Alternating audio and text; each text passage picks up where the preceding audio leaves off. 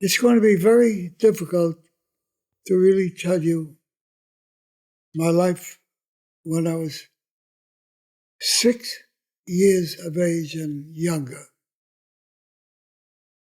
It stays with me up until the present time to know who I am.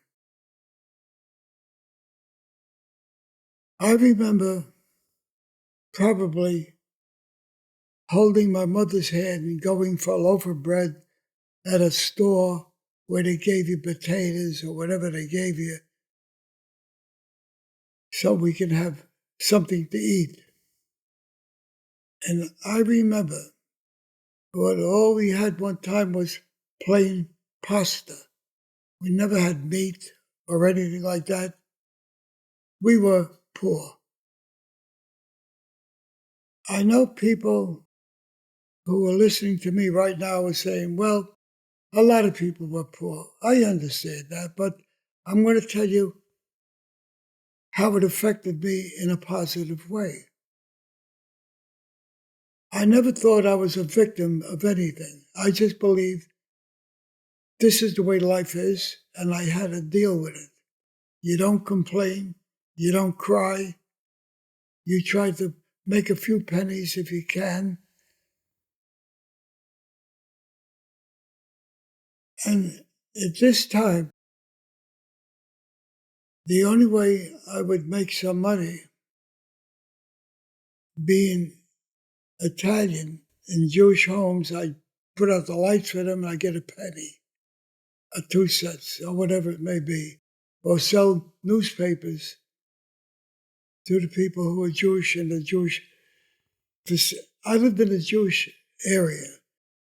I probably was one of very few Italians living there, because about a mile up the road was an Italian neighborhood. Well, anyway, getting back to when I was young, I don't remember my father.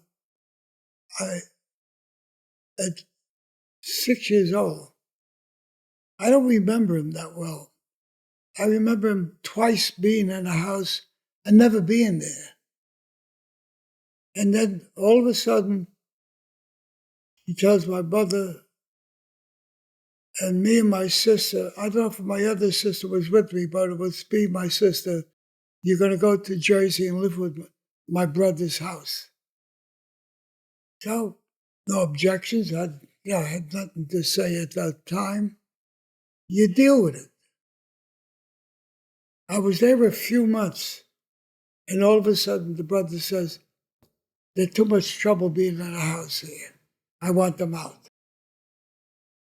I'm out of the house, and I find myself in the street with my mother and my sister. I think there was another one, because I think she had another child. Well, anyway. And we're in the street with no money. I think she had $8. And we're in the street, and my father was nowhere around. He left us. Now I'm about 6.5, something around that age, poor, getting not food stamps. I think it was called home relief. Anyway, at that particular time, I had to start school. And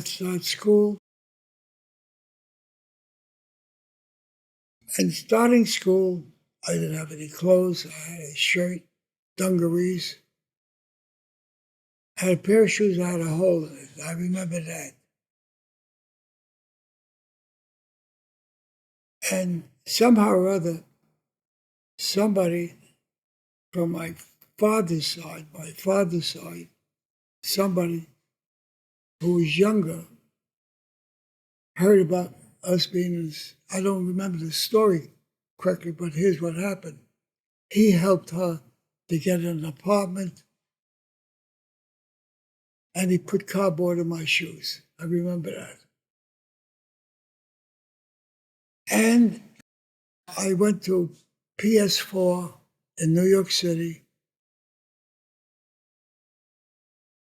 And I must have been almost 7 because I stood there in PS4 until 1938. Now I'm about 12. And I was living on Delancey Street, 260 Delancey Street. I used to go to the park because the park was close by. And I played handball, punchball. I was good at handball too. And there was a club there called the Sheridan Club. That's it. Yeah, I was about 12 years old. And in the park, they had parallel bars, high bars. And I used to watch the older kids who were like 15. That was old. And I used to watch them working out. They were all well built. And then I went on a chinning bar and I was trying to chin and all that. And they would come over and help you. That's the way it was years ago. I started to do chins, and then they taught me how to do dips, and then how to do tricks on a high bar. So by the time I was 14, I was already getting developed. Because I started around 12 or 13. 13 for sure, I was really working out. And then I got to meet people who like working out, and I started to train. And I started to get good at it. I was on a high bar. I can do flybacks and flyaway. I can do all that.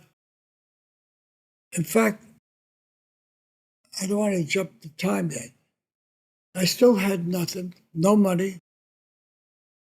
And I used to ask my mother, Ma, you got a penny? I could get something?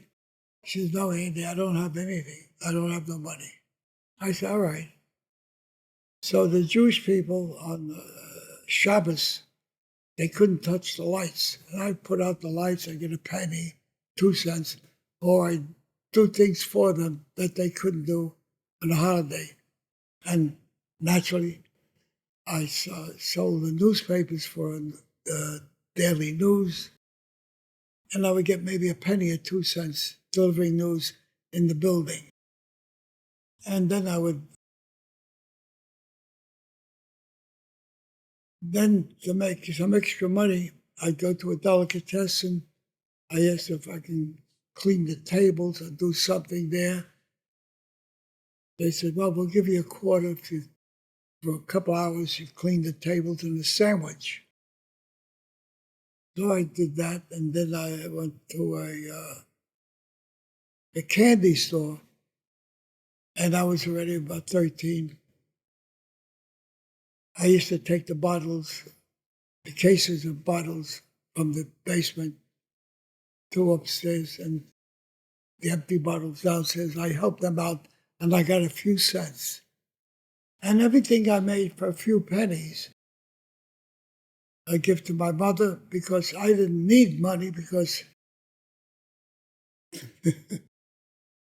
there's nothing I could buy with what I had anyway. I just dealt with it. I always thought of how I could make some extra money. And I did it that way. And then the most money I've ever made is when the truck used to come around and pick up kids to sell pretzels and soda. And I volunteered to go on the truck with them. They would take me to a cemetery, and I would sell pretzels and soda. And for a whole day, 8 hours in the sun outside, I got $1, 8 hours. That was all that money brought it home. Then, I don't want to jump too much. I was going to high school. I went to junior high school. I went to junior high school, PS 49.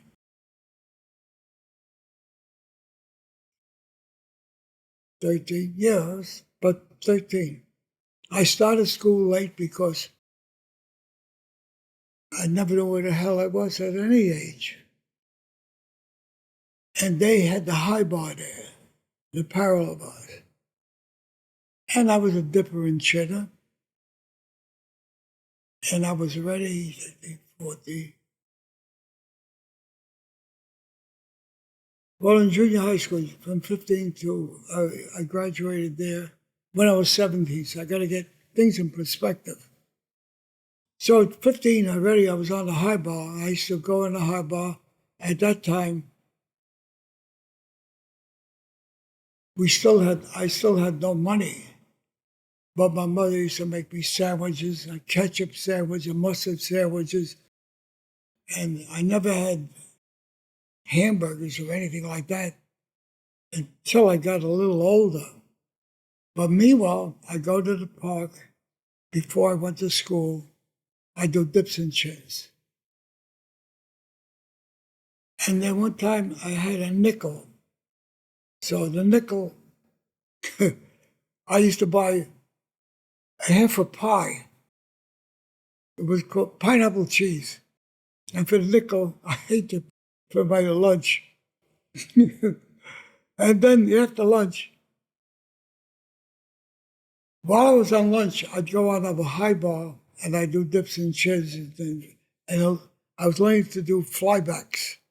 And I did that. 3 o'clock comes, go to the park, work out. Then I'd go home. And then even after, when I was able to have like pasta with sauce or peas, whatever, minimum food, I'd go back to the park. And I got friends with Alex Mentz and Butch Bukowski, and we all trained together. And then I started to do handstands on the parallel bars. I was getting pretty good. And then when I was about 16, 17, I was able to do a one-hand chin, four-finger chin, three-finger, and two-finger chin, lefty-righty. And the reason I couldn't do one finger, my fingers were not long enough to go over a 1.25 inch bar. I'd slip off, but I taught somebody to do it. He did it and I couldn't, but I used to do lefty-righty. And I was a chinner. And I'd get on a high bar, one shot, right up. I had such power in my back and all that, planches, flybacks, dips, hand bars, handstands. So you become ligament strong because you develop ligament strength. Because I could hold my arm like this, you couldn't push my arm right now. Go ahead. Still got it. Remarkable. Can you imagine when I was young? That's how strong I was. And I never realized that bodybuilding was easier for me because I had good ligament strength. Because most people work the bicep. Yes, you're attached. The bicep is attached what? The ligament tendons. And that's what snaps. But mine was so strong that you couldn't budge my arms. And that's why I never got injured. And when I do my exercises, I concentrate on the development of the bicep, not on the tendon and ligament. Because right now I work on bicep.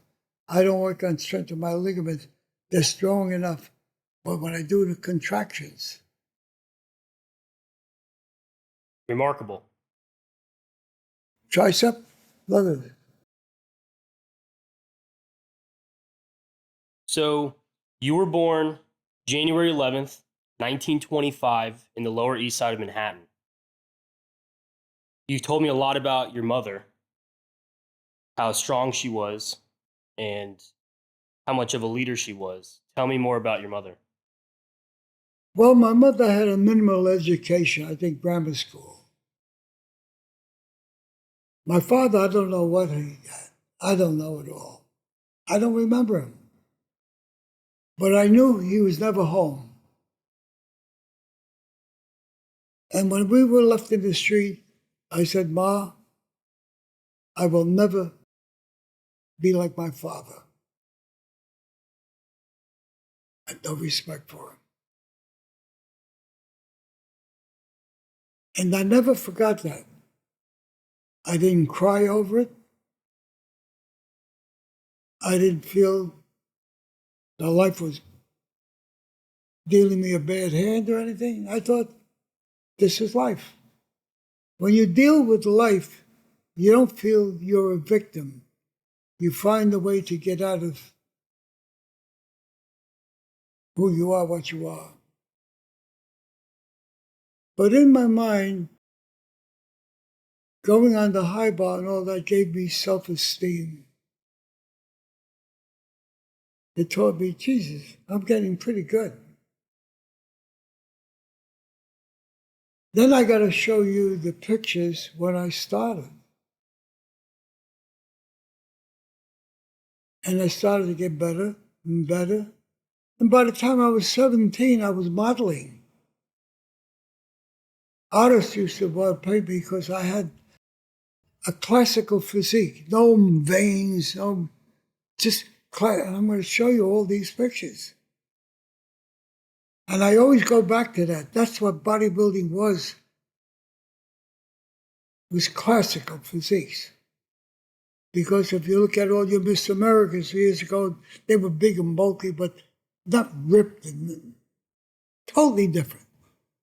So I came from a different era of bodybuilding. So when I went in the magazine, that picture, I was only 17, that was a classical picture, which they said up and coming with my physique.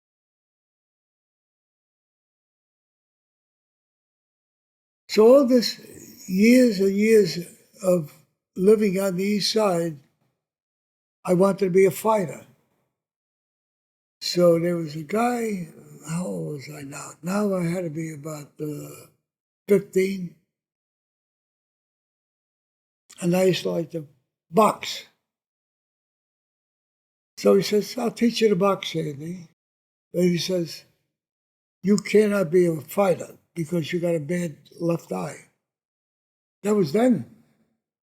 You won't see the punch coming. But I knew how to jab and hook and all. I was good at it. I could hit hard. So I tried everything. I even tried wrestling. Well, this is further on. I wrestled a wrestler. I always used to challenge myself. And I always felt that I was proud of what I accomplished from nothing. Nothing. So, by the time the war broke out, let's see, I want to jump around. I belonged to a Sherdog athletic club, but I was too young to belong to it. I wasn't 16. But they let me be in the club. That's where I met the guy who was teaching me boxing. His name was Chinky. I don't know why. He was Jewish. Chinky. I used to run the bridge with him. I used to do a workout with him. Then, I don't want to confuse you. A lot of things happening between 16. Yep, I was still working out, nice, bodybuilding. And then the war broke out, December 7, 1941. I was in the street drinking a malt that was 5 cents at that time. And I heard the war breaking out. And I said, holy shit. And I used to hear about all the war movies. They used to have pre-war movies. So I was 16 years old when the war broke out, December 7th. Next month, I was 17. I went down to volunteer, join the Army. Anything. I wanted to be a paratrooper. I was gung-ho, good shape. I was in a magazine. I got up for examination. They looked at me. They said, they never saw a guy built like me. I was muscular. Not the way conditioned, abs and all that. I said, no, you're pretty good. Now the eye test. Comes to the eye test, they fail me. It was 20/20 vision you had to have. I said, how could you reject me? I'm in better shape than everybody here. You reject me. You wait until if they ever draft you something. So I said, oh shit. So I told my mother, I said, I'm going to write to the President of the United States and send him my picture that I was in the magazine. Who in the world would ever think of what I just said to you? You. And I wrote the letter to the president, and I said, how could anybody fail me in a physical because of my left eye? I can see. Look at the condition I'm in. Gymnastic, hand balancing, run, box. I can do everything. I get a return letter from Vice President Truman. Go down for a re-examination. Really? So it's just, fuck the Army, I'm going to go into the Navy. Okay. So I go to the Navy. Put the letter, they read the letter. Oh, you about for re-examination? Put it aside. Great shape, aren't you? He says, you have no problem. I want you to stand here to chart. I want you to walk up until you can see the bottom line. So I get by this. He says, stop. I said, did I pass? He said, you failed. You need a seeing eye dog, not glasses. Oh boy. They failed me. Again? Again. I didn't know the second time. I don't tell people about the second time. We'll let it slide this time. That's just shit. Now I'm still 17. I did a lot in 17. And I'll tell you another thing. I was in the civilian conservation course. Can I tell people about it? I have it written down. What? I have that. The Civilian Conservation Corps. It was a part of FDR's New Deal program. Yes. It existed from 1933 till 1942.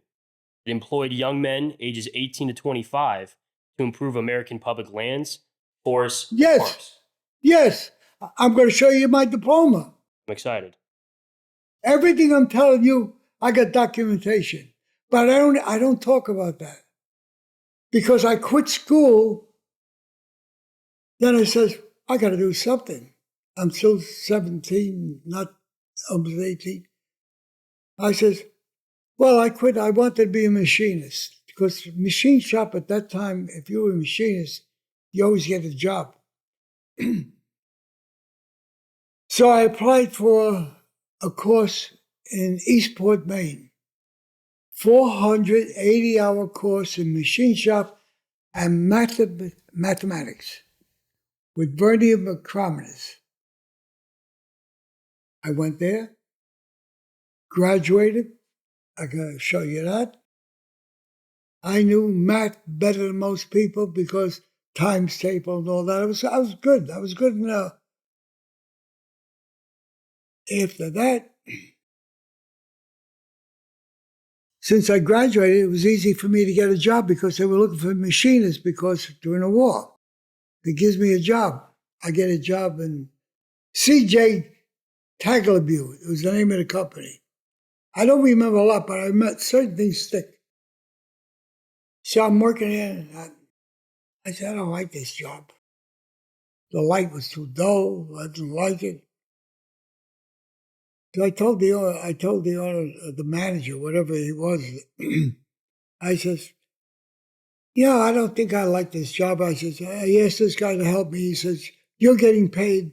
Help yourself. I says, I don't need this shit. I says, I'm going to quit. He says, you can't quit. What do you mean I can't quit? He says, if you quit, you're going to go straight into the service. You sure? I quit. Can I tell you something? You'll never believe it. What? I went to machinist school. I graduated. I didn't like it. I swear. Do you know why? I played baseball in college and I just found it wasn't for me anymore. I tried to transfer to Annapolis, West Point, and the Coast Guard Academy, and it took me 1 year to apply. And I got all the way to the end. I got a congressional nomination for all 3 schools. I got all the way to the end. I didn't get in to any of them. We got a lot in common. We have a lot in common. So I went back to school. I got a scholarship, and I went to a machinist program called AMSkills, American Manufacturing Skills Initiative. And I graduated, and I tried, and then I realized I didn't want to work in a machine shop. You know, you imagine building the entire product, but when you're just building the one piece at a time, I just felt it wasn't I for was me. making little nipples and all with a micrometer. Exactly. Yep. So I was more educated than people who were going to school because I'm 480 hours. School is extended. And the school I went to was Metropolitan Vocational High School in New York City. The school was 100 years old. Kids are sitting on the desk by the window. I said, I'm not learning anything here. Pretty remarkable. You didn't know that about me. So Are you shocked when I said that? I am. Who would you meet? Whoever said they took a course in machine shop in Madrid. You met another one. You met one today. How was your experience in the Civilian Conservation Corps? Do you enjoy it? I enjoyed anything I did. I never complained. You do the best you can in whatever you do. Cleaning your tables, sweeping the floor. What you are able to do and accept and do it well, you will be able to teach other people to do the same thing. You got to be a product of what you teach. Simple. I agree. And I'll tell you something later on. My vision held me from a lot of things. And right now I got double vision. My coordination is terrible, but yet I'll show you how I hit the heavy bag. How do I do it? I had a stroke. Did you know I had a stroke? You told me that, yes, sir. Came back. Not as good as this, but I don't feel it. When I work out, I don't feel this left arm. So how am I working it? I got to find angles and mentally, in my mind, how I can stimulate muscle fibers. That in itself is a story for me to be the built I am now. It's incredible. It is. Inspirational. That alone should teach people, don't tell me what's wrong with you. I got a pacemaker here. You know that? Told me that, yes, sir. Week after that, I was working out.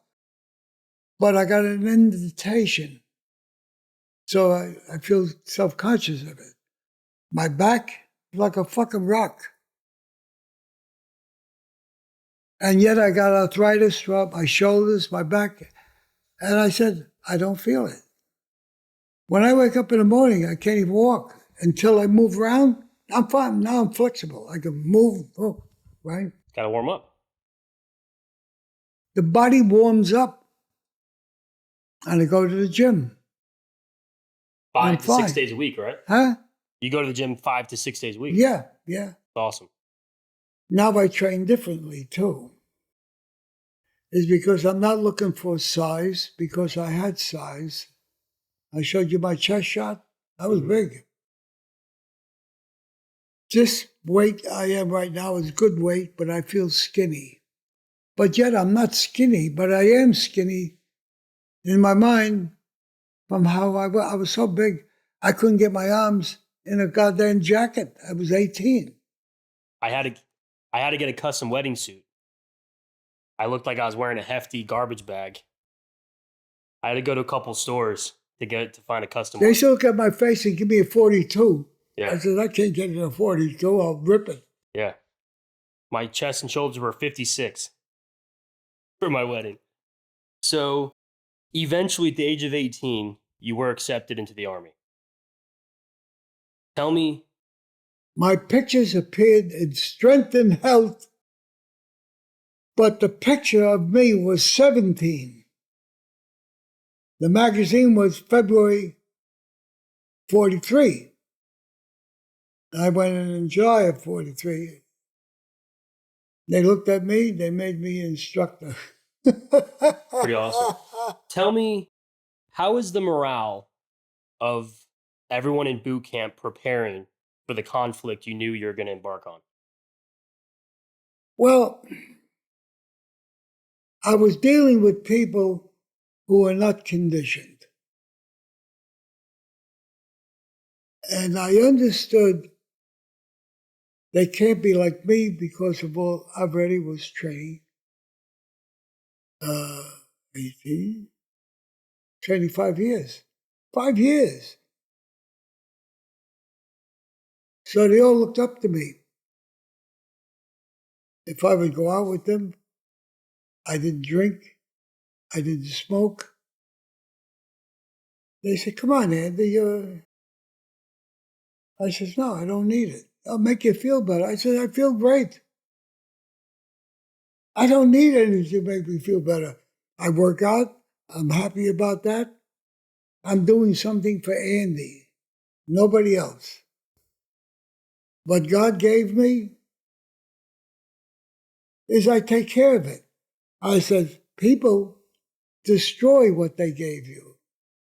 I said, because all of you were programmed. I don't want to go into this story. You want me to go in? Entirely your choice. It's up to you. I believe everybody was programmed from the time they were leaving their mother's womb or in the mother's womb. When you come out, you're already programmed subconsciously until your mother, your father, your friends give you different views of life. And then what you read, or now you got television, we didn't have television then. Whatever it is, it's all in your mind, all this, and you're able to absorb it all. And you got to define within all this confusion who you are. Think of it the way I'm saying it. That's why I'm able to find out who you are and I'll win you over because I'll use psychology. Because you don't know who you are. That's the way my mind works. Yeah. I'm too analytical. You never met a guy like me, ever. That is a very, very accurate statement. I'm very curious. World War II is a very significantly impactful series of events. Yeah. You served in General Patton's 3rd Army, 101st Regiment, 26th Infantry, Yankee Division. Where was your first assignment after you left the United States? Right into Germany, right into combat. Where I was, and believe me, moment I stepped, watch the landmines, watch this. I was jumping all around. 10 days ago, I was in New York. Going through Germany, we were going from town to town. I remember we were following the tanks. And then someplace in Germany where we fought is where I got my Bronze Star. But I got a combat infantry badge.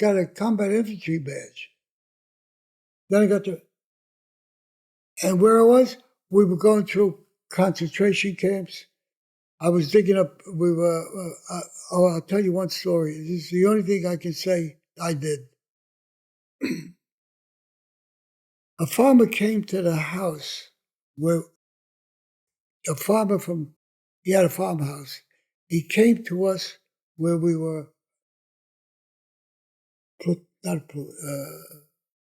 squad. We had a squad of 12 guys.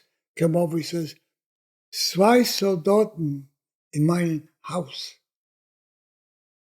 So they, he said soldiers. I knew a little Jewish, and I knew a little German. So I said to my buddies, and Edward Schmidt saved my life. I said, I'll tell you what, and we had a corporal.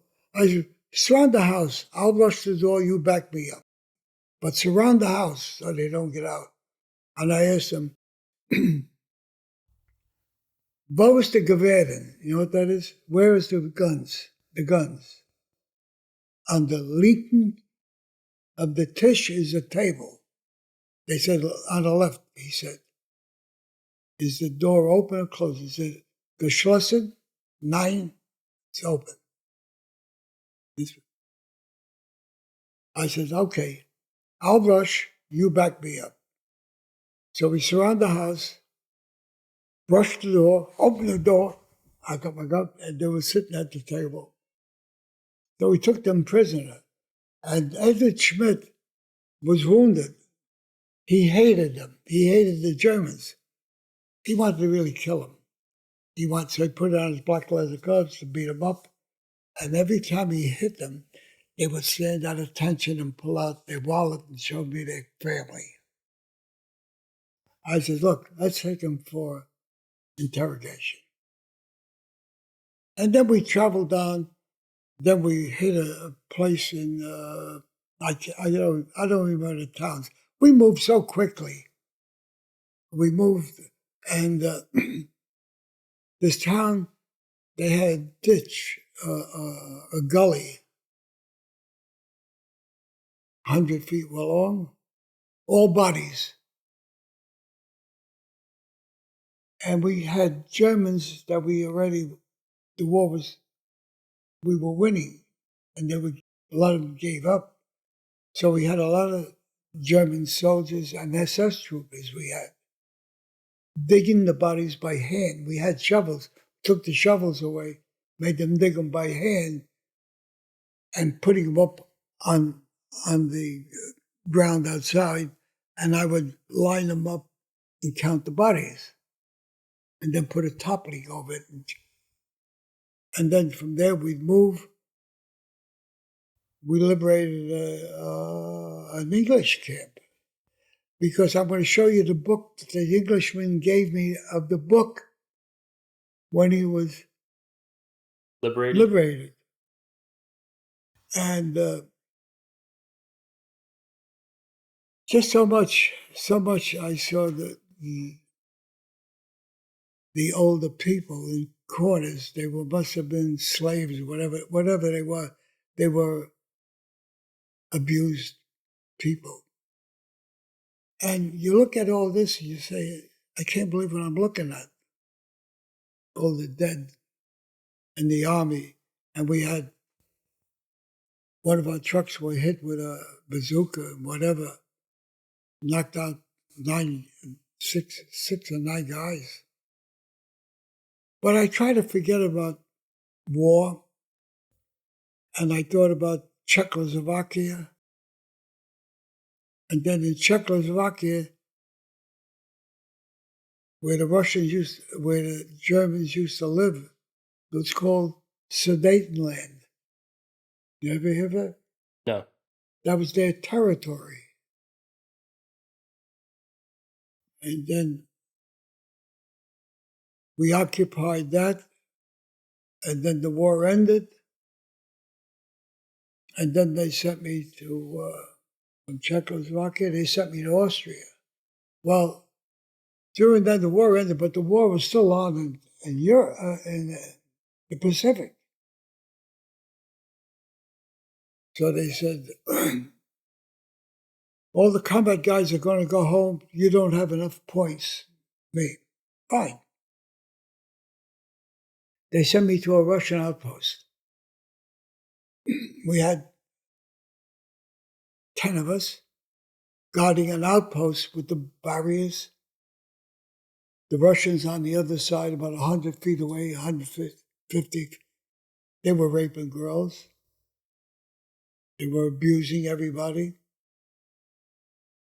we prevented them from coming forward because what we did was we pushed them back to their lines, not into our territory, because you had the English, you had the French, Canadians. And for you to come into those areas, you would have to have some sort of identification, a four-powered pass. And I would let them in. A lieutenant came. I don't like to talk about this one.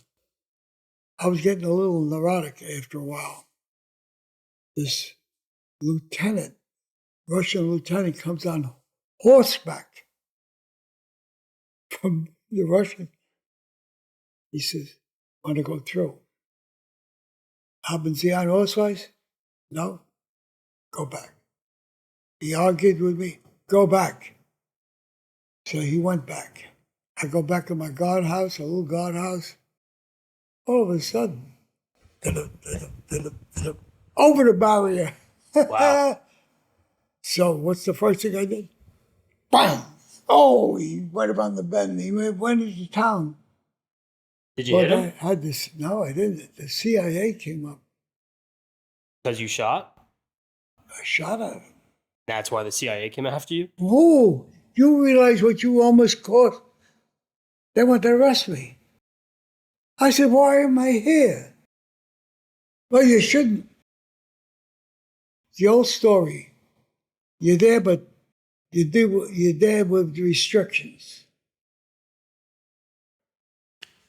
So then, when I used to get off guard duty, we had 4 bunks, 1, 2, 3, 4. We split the time.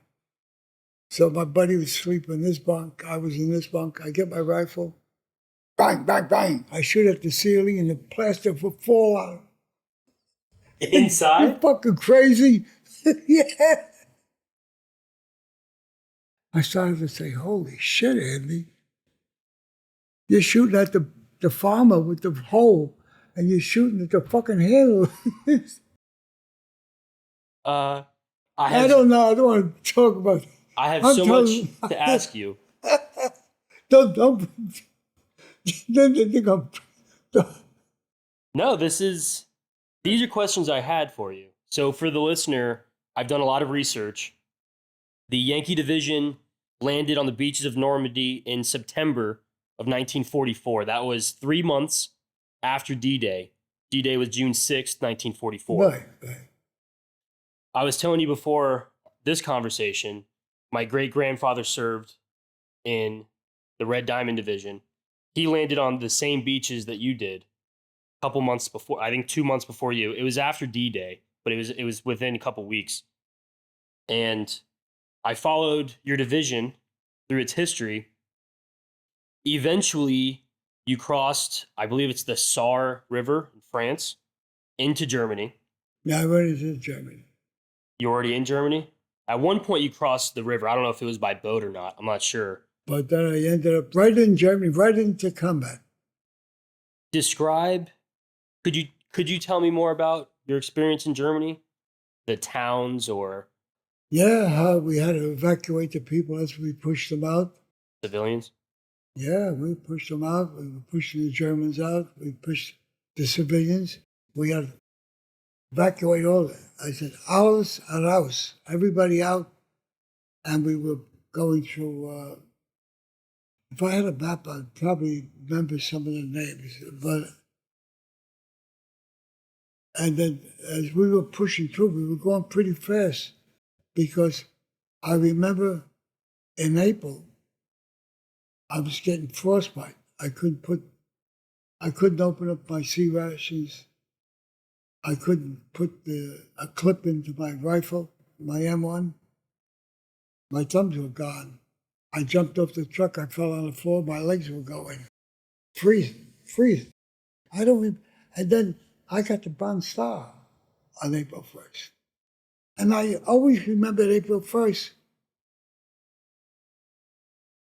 That's when we fought. Wow. That was 1944, April 1st? 45. 45. Yeah. And then don't forget too, 45, April, May the war ended. But it really doesn't end. It doesn't just stop. Exactly. You got soldiers, German soldiers, Yeah. still in the forest. They haven't been we told had to, yet. Then we had to clean them all up and all that there. March and fire. You know what march and fire is? No, sir. You line up, you're on the other end, bang, bang, bang, bang, bang, bang, and you all get on top of them until they give up. We did that. So we started to take over all these little groups, and we went right through Germany, right into almost Czechoslovakia. Describe the food rations that you had as a GI. Minimal. What kind of food was it? I don't remember the K rations as much as the C rations, the cans. All right, describe the two. Some people might not realize. K rations is a whole. You get chocolate, and you get newspaper, you get toilet paper, you get this. There's a combination of little foods. You get cheese and all that. But the C ration, you get like beans, stew. You get a meal in a can. Okay. That I used to enjoy. I used to get my food when we go into a town. I go into the barns and see their eggs or potatoes. I used to take their egg. And then I go into their house, they had black bread. I used to take their bread, I put it in my pack because I like bread, but black bread. What is black bread? Huh? What is that? Pumpernickel bread. Oh, okay. Nice. But that's made with sawdust. Really? If you really look at it, it's made with sawdust, not pure, but the fillet was made with sawdust. And people can't believe it, but I remember it. I remember it very well. And I used to tear a piece off and I used to eat the black bread. I was getting thin. I was losing weight and all that. We had not much food. And even when I was in Austria, I didn't get much food. I remember one day they sent us up meals. 9 peas was in that dish. I counted them. That was your whole meal. But I ate from the farmers. I always managed.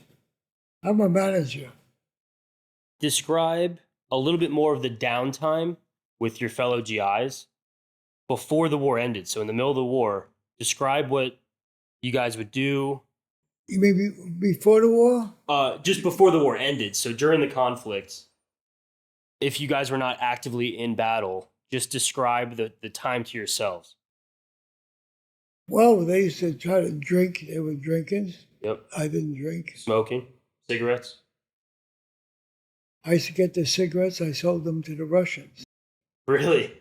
Yeah. $5 a pack. Did they have American dollars or were they giving you Russian? Shillings. Shillings. Wow. 5 shillings a pack? That's awesome. So you come up to my outpost, you couldn't sell nothing on my outpost unless I bought it. Okay. And I sold them. Sure. Yeah. Nice. The word was umtauschen. Okay. Exchange it. That's awesome. I made a lot of money. I couldn't get it home. Good for you. That's very cool. I'm an interesting guy. I'm telling you things that I usually don't tell people. I've waited months to meet you. Months. Yeah? I have. I had... Does that qualify?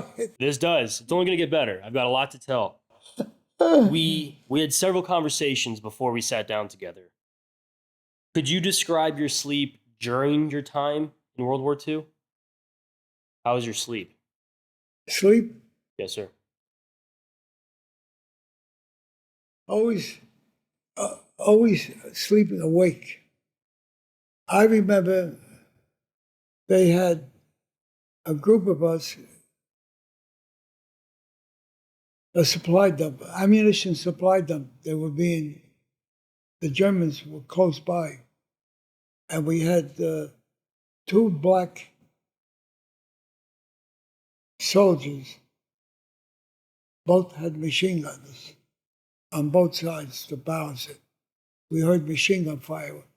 So I was in the house with a group of us. I jumped out of, right away, I was always dressed.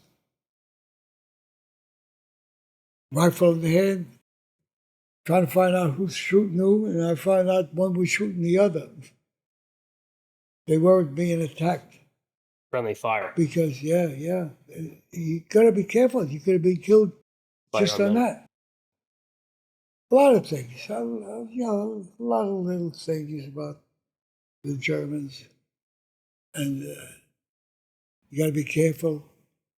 Whoever you stop, you don't know who they are.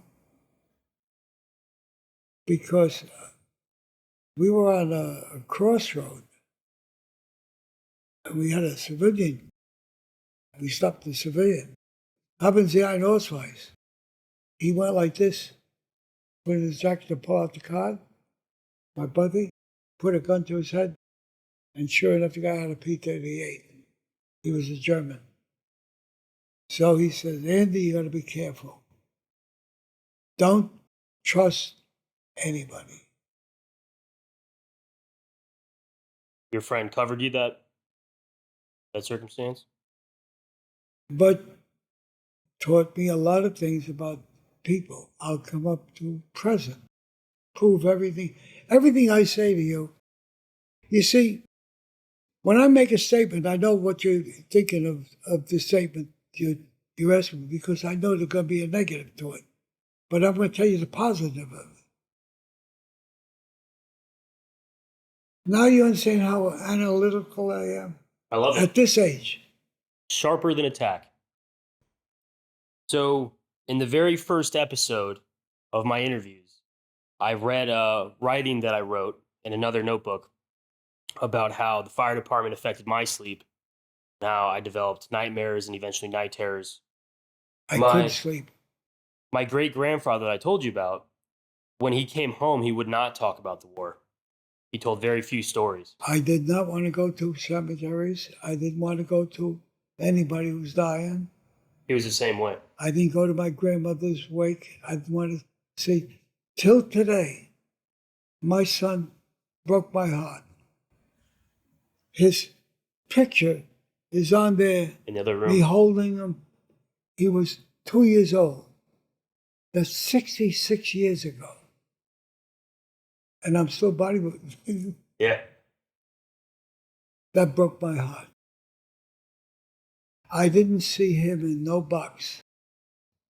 I understand. I refused. You know why? So enough that I want to remember as I know you. Of course. I don't want to remember you. For what reason would I want to remember you? Tell me, give me a reason why I should remember you. Religion? Don't talk about fucking religion. Why? Why would I want him? I make it believe that he's away and one day I'll meet him. Beautiful. How do you like that? I do. My great-grandfather would write my great-grandmother letters right home. And when he passed, when I was 1 or 2 years old, my great-grandmother grew spiteful that she lost him. And she threw away almost all the letters without telling the rest of the family. So we lost that history. But what I read in the very first interview that I hosted, eventually, because of his PTSD and shell shock, he had to sleep in a different bed than my great-grandmother. That is, he could only be woken from his feet, because if you would touch him, he would try to kill you in his sleep. That happened to me one time. I was laying where I was, in a tent. And I always had my gun beside me. This guy comes in near me.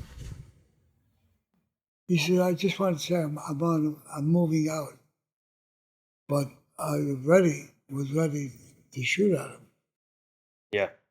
You become aware. I used to dream of the bodies, atrocities.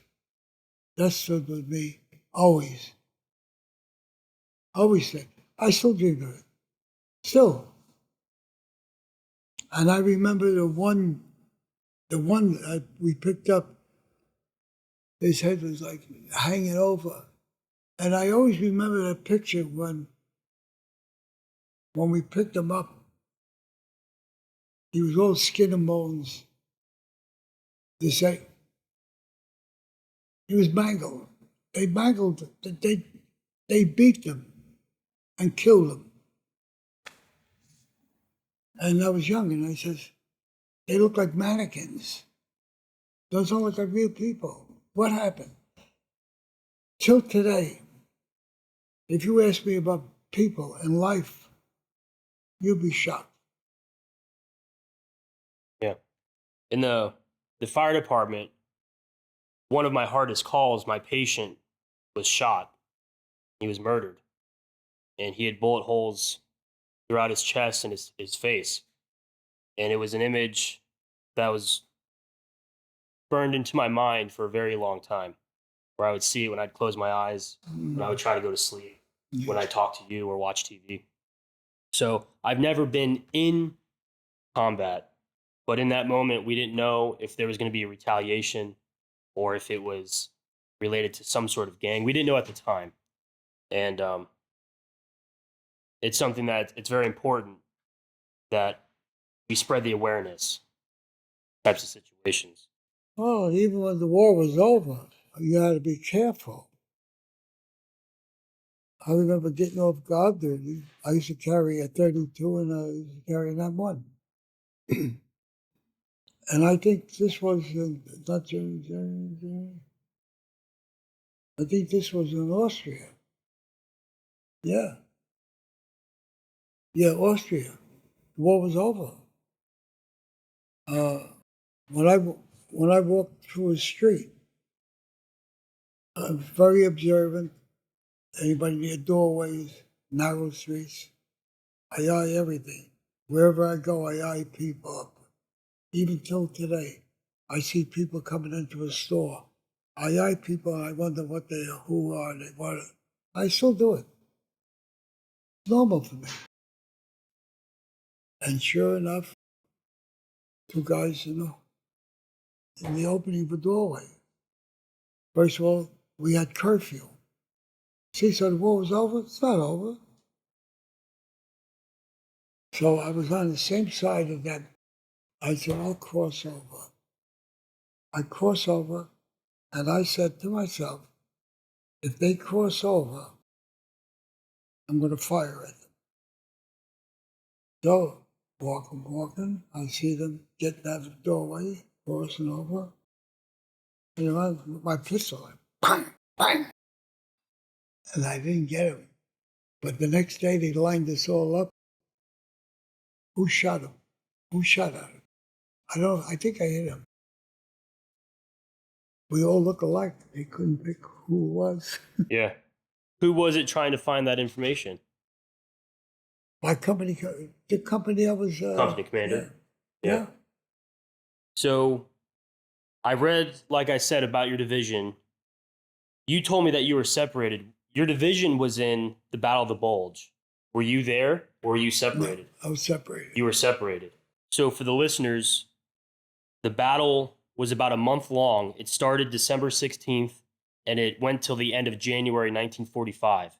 That's right. It was the final German offensive on the Western Front, and it was one of the key points to ending World War II. So that I was part of it, so I was in Germany. You were in Germany. Of the 26th Infantry. Yep. That's where I got my Bronze Star. We're going to talk about that. Did you have friends in Battle of the Bulge? As a replacement, you had mixed people. You didn't get to know them that well because we were moving so quickly. And they broke us up so many times where it was in March and Fire, when we were all the bodies in the camps. It was so confusing. I used to remember names. I forgot them all now. It's just like I try to forget a lot of things. And I said to myself, I can't even believe I was there. Yeah. Something I thought of And one more thing. Of course.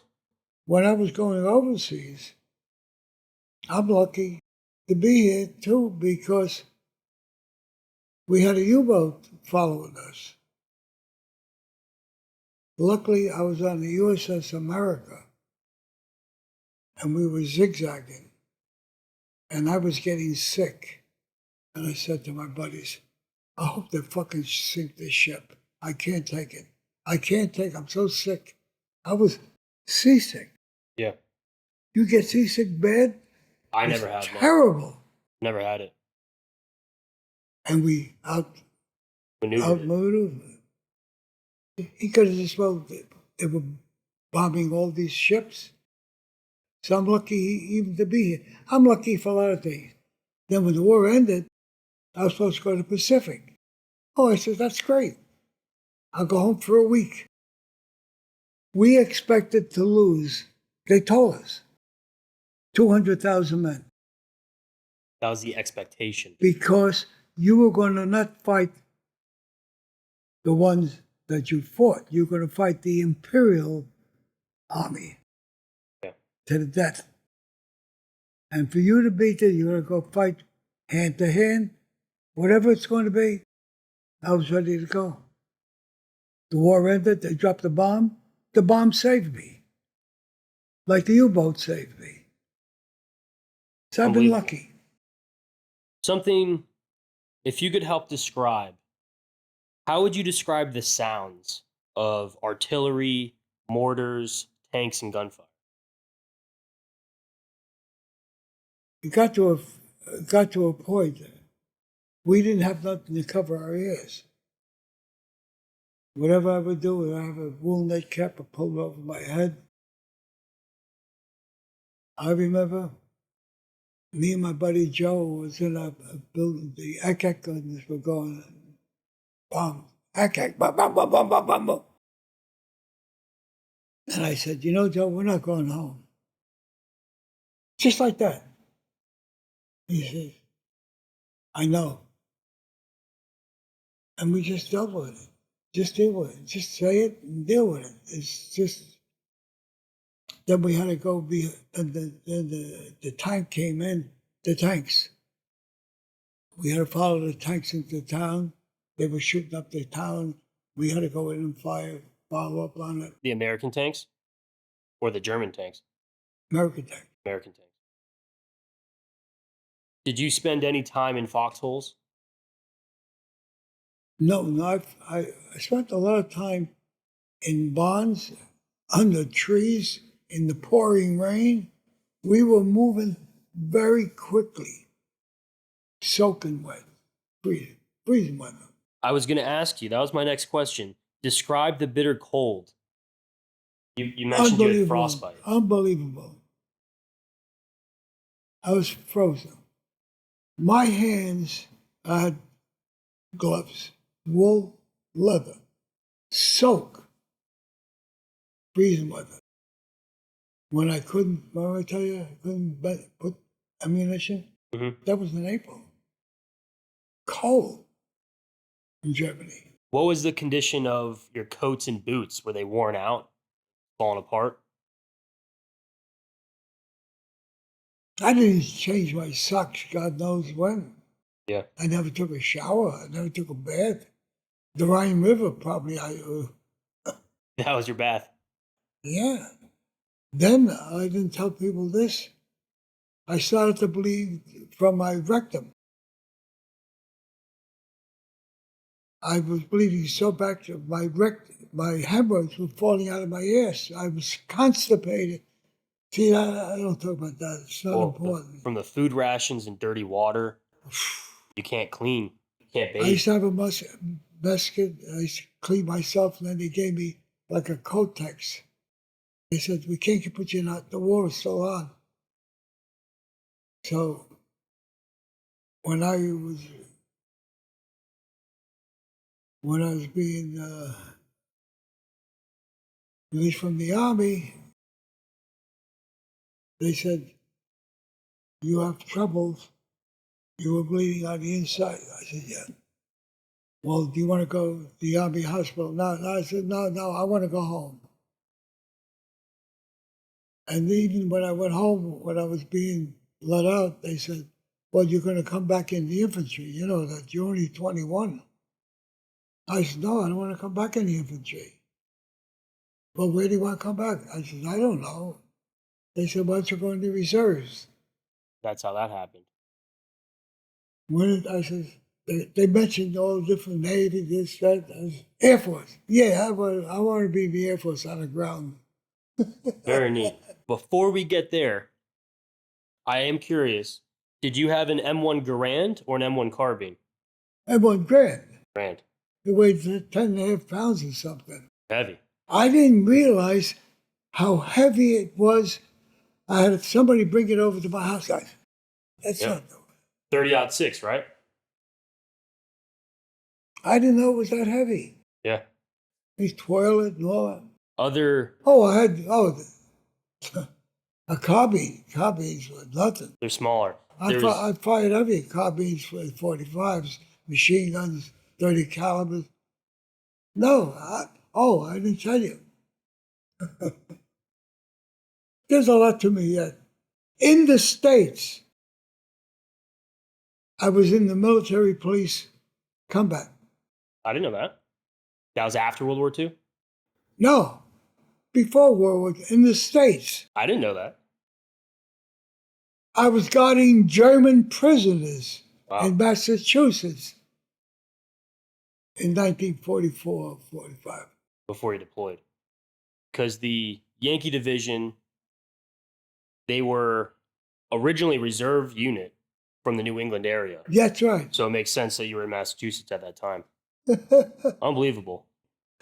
I forgot about, not that I forgot. Sure. There's so much in my background. I can't remember it all. If you can document all of it. Your memory's impeccable. You've recited memories from 94 years ago. It's remarkable. It really is. Yeah. I only had a couple questions left, and I wanted to highlight some things that your division did. But did you mail or receive any letters during your time in World War II? Once.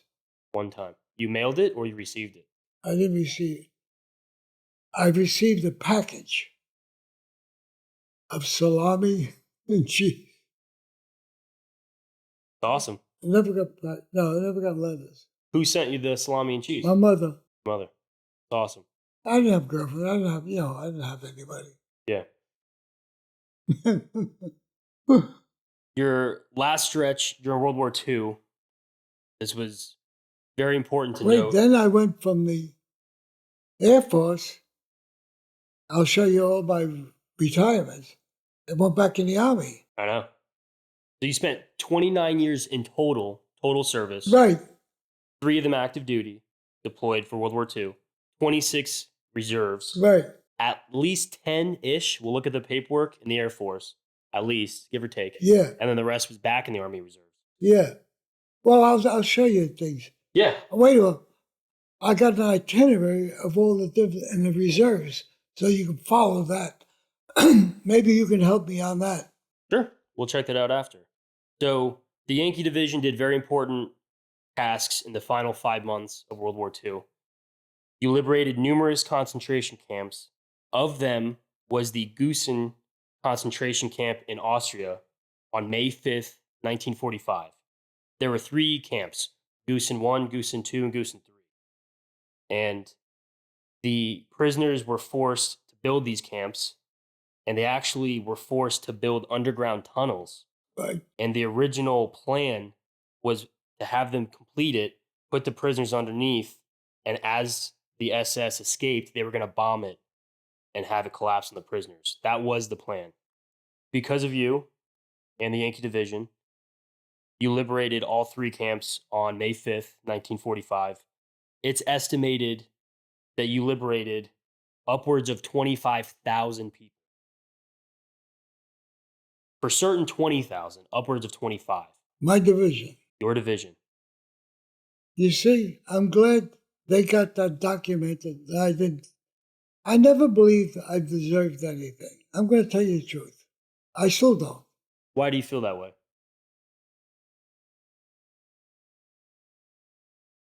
I don't think I'm worthy of all the acclimates I'm getting. I always thought that way of myself. I never did. Even when I won, I'll give you an example. I won the Masters Miss America. I didn't think I was that good. I thought I was good. But I never thought I was that good. Does that make sense to you? I'm Yes. saying the same thing.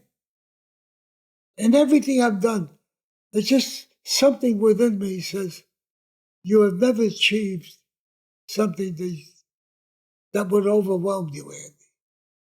I thought it was a Bronze Star. Now it's a movie because that would be my life. Does that make sense to you the way I'm saying it to you? It does.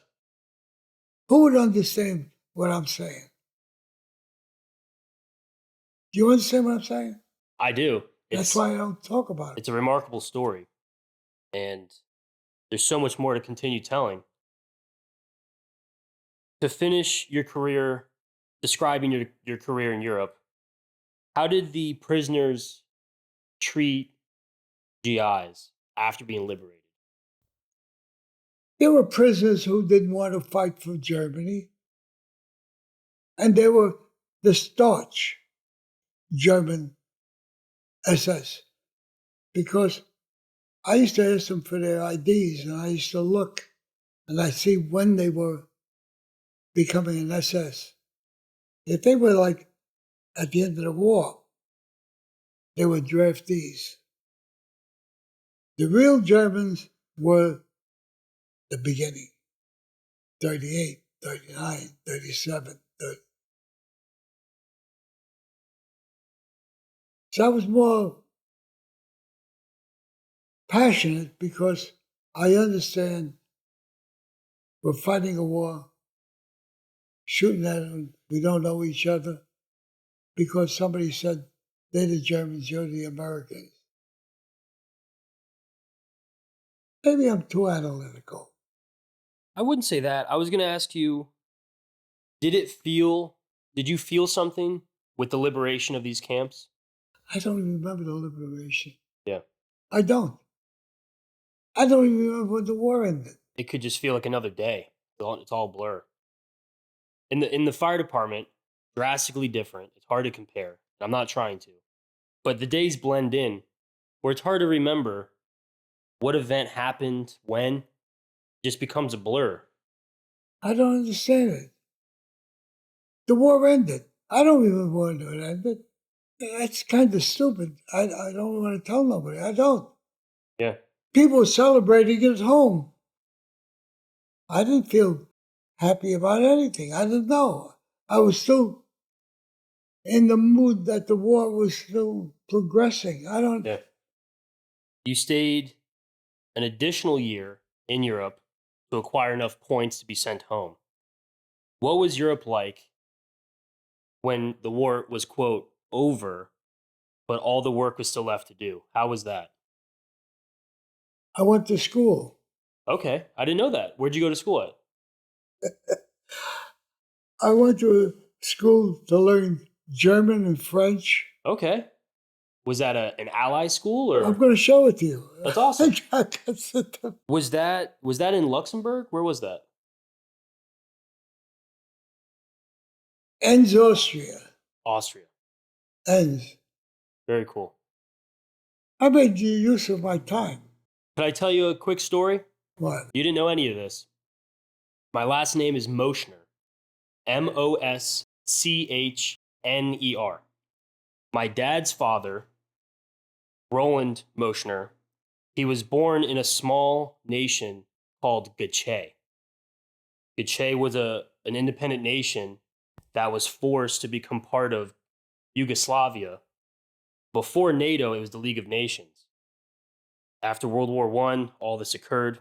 Well, they were just a bunch of farmers, and they forced all these nations into Yugoslavia. A lot of nations that very different cultures. There were some good chairs that sympathized,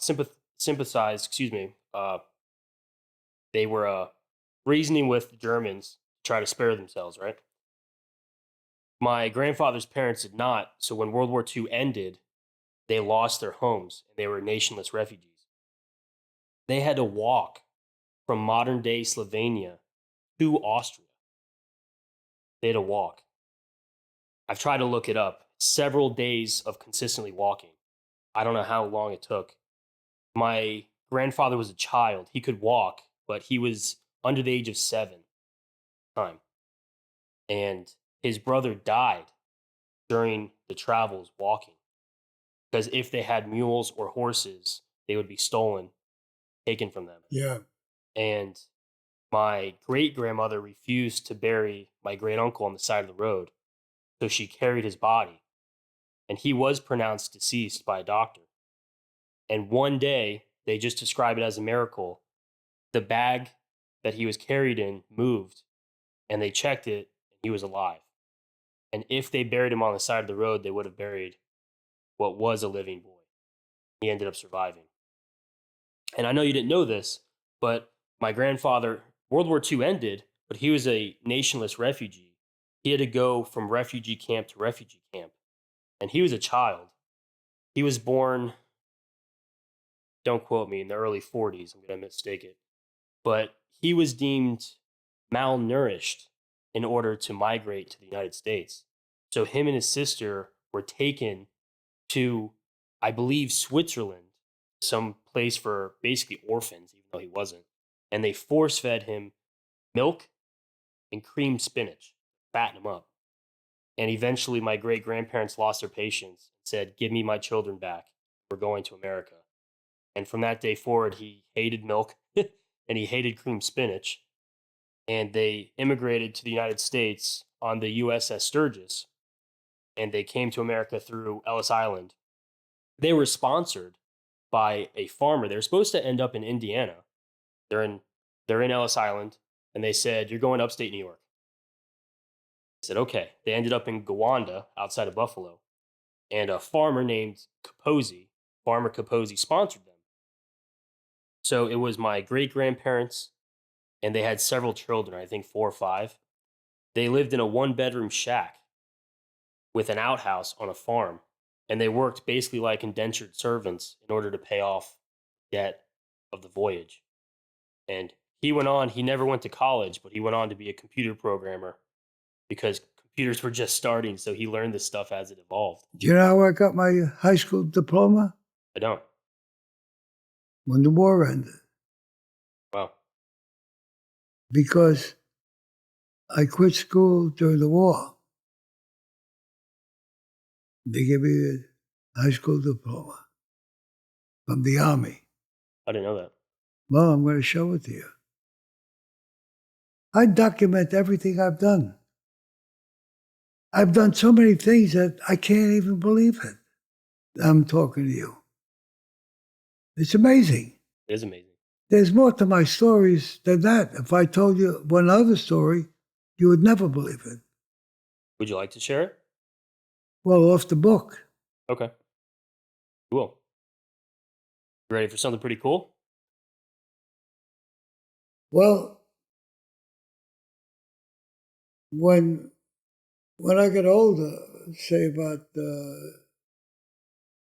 13, 14, my mother married the one that was helping us. He owned a speakeasy. You know what a speakeasy place is? I do. He treated us very well. Wonderful man, wonderful. He was the one that put the cob on my shoe. I didn't know all this because I never was aware of my life. Always.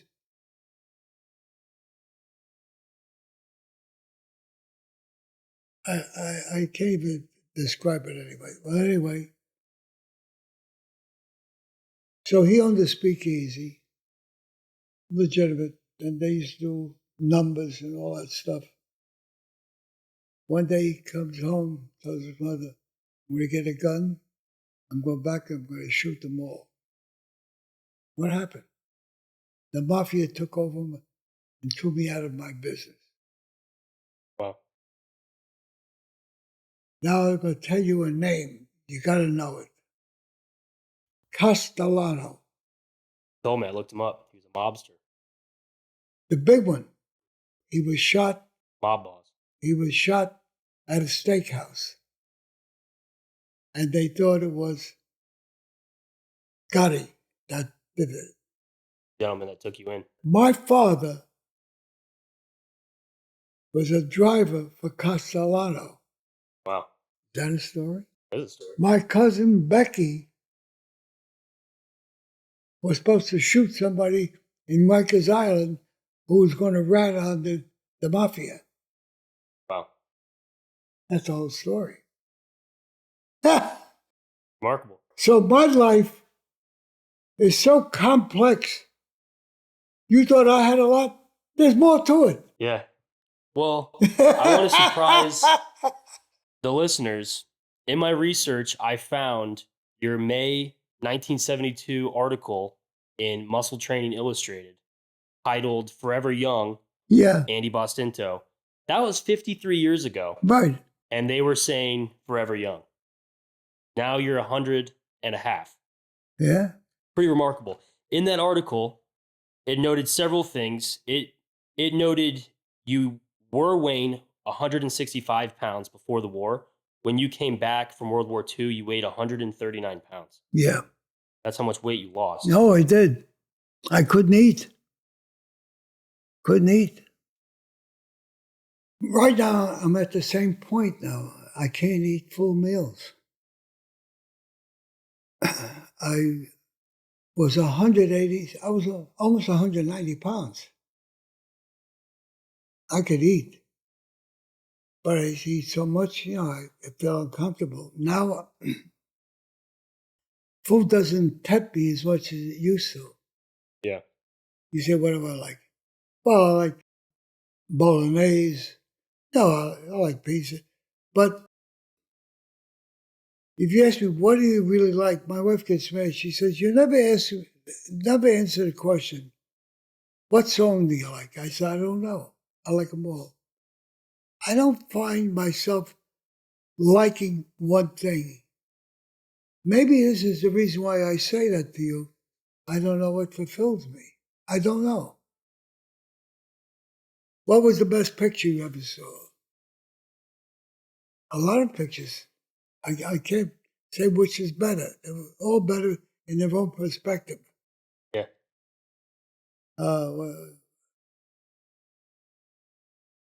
What's your favorite color? I don't know. Red? That's it. All right. All right. We narrowed one down. Yeah, one down. So it's very hard for me to answer certain questions. I don't know. You're doing an amazing job. Now's the fun stuff. When you came home from the war, you got back into bodybuilding. Did I tell you how I started the NGA? We'll get there. It's a story. It's a big story. You trained Arnold Schwarzenegger and Lou Ferrigno. They trained my gym. And you judged Arnold's first 2 Mr. Olympia titles. You also judged legends like Sergio Oliva, Boyer Coe, Oh, yeah. Ken Waller, Yeah. and Chuck Sipes. Oh, more. Just to name a few. Tell me what that was like. Just like anything else. Just another job? Yeah. I don't get overwhelmed. I get appreciative. You see, the difference between an average people, I found that people today, they go to a concert and they go, wow. That's not me. Cyndi Lauper, Another one of your clients. she says, come to my concert. I went, I listened to it, I walked out. I saw all these people going crazy. I said, that's not me. I appreciate everything she's doing, I admire it, but I don't get overwhelmed. Could you understand that? Mm-hmm. It's a person who went from here to there. That's pretty good. But I don't get overwhelmed. It's a mental fortitude. Unique. Not everyone has it. So I said, how could you people who do that can be controlled? Now you see how my mind works? Hmm? You're controlled. The way you're clapping hands for that person, you would take that over somebody who may have good qualities because you're so endowed with them, they got you controlled. Now do you understand how my mind is? I do. It's unique, but that's what makes it difficult for me. I'm analyzing every fucking thing, every word the person says. How can I do it at this age? How? I hope you could teach me. But teaching you things that I'm saying, they're proven that makes you who you are. Admirable. When I tell you how I started the NGA and everything else, you'll know who I am. And even in the Army, I was you don't down talk me. I told that to a sergeant. He was down south. He was a Southerner. He says, I'm going to wrap this rifle on your neck, Bostinto. I said, why don't you come over and try it? He says, you're a wise guy, aren't you? I'm a wise guy. You're the one who says you're going to wrap a rifle. I didn't say that to you. He's why? Because you think you're a muscle man or bodybuilder or weight or whatever. I said, no. You don't talk to me that way. I don't give a fuck who you are. I hated anybody to down talk me. See, that clicked in something else in me. Why? Because I'm nobody? Is that why you can talk to me that way? A lot of things you're finding out. I'm more complex. I'm not You're dynamic. I think that's a good word. What? Dynamic? Yeah. You're dynamic. I had a couple questions. Yeah. You were bragging about them before we started filming. Describe what Arnold Schwarzenegger's first two Olympias that he won were like. Describe his presence on Well, stage. no, he lost two. The first two that he won. You judged those. What was his presence like on stage? But I'll bring something out to you. All right. Awesome. Pass that one up. Okay. You became friends with him afterwards. No, from when he was 22. You were at his birthday. Yeah. At his 22nd birthday. Yeah, he was doing Hercules in New York. Oh, he was filming the movie? You didn't know that? I didn't know that's why he was in New York. I didn't know that. He was in Hercules in New York.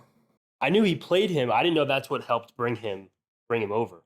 That didn't help him bring him over, but after that, he met actors, he met producers, and then they shot this movie. It was a dud, but yeah, he was training in my gym. Helped him get his break. See, I'm filling in.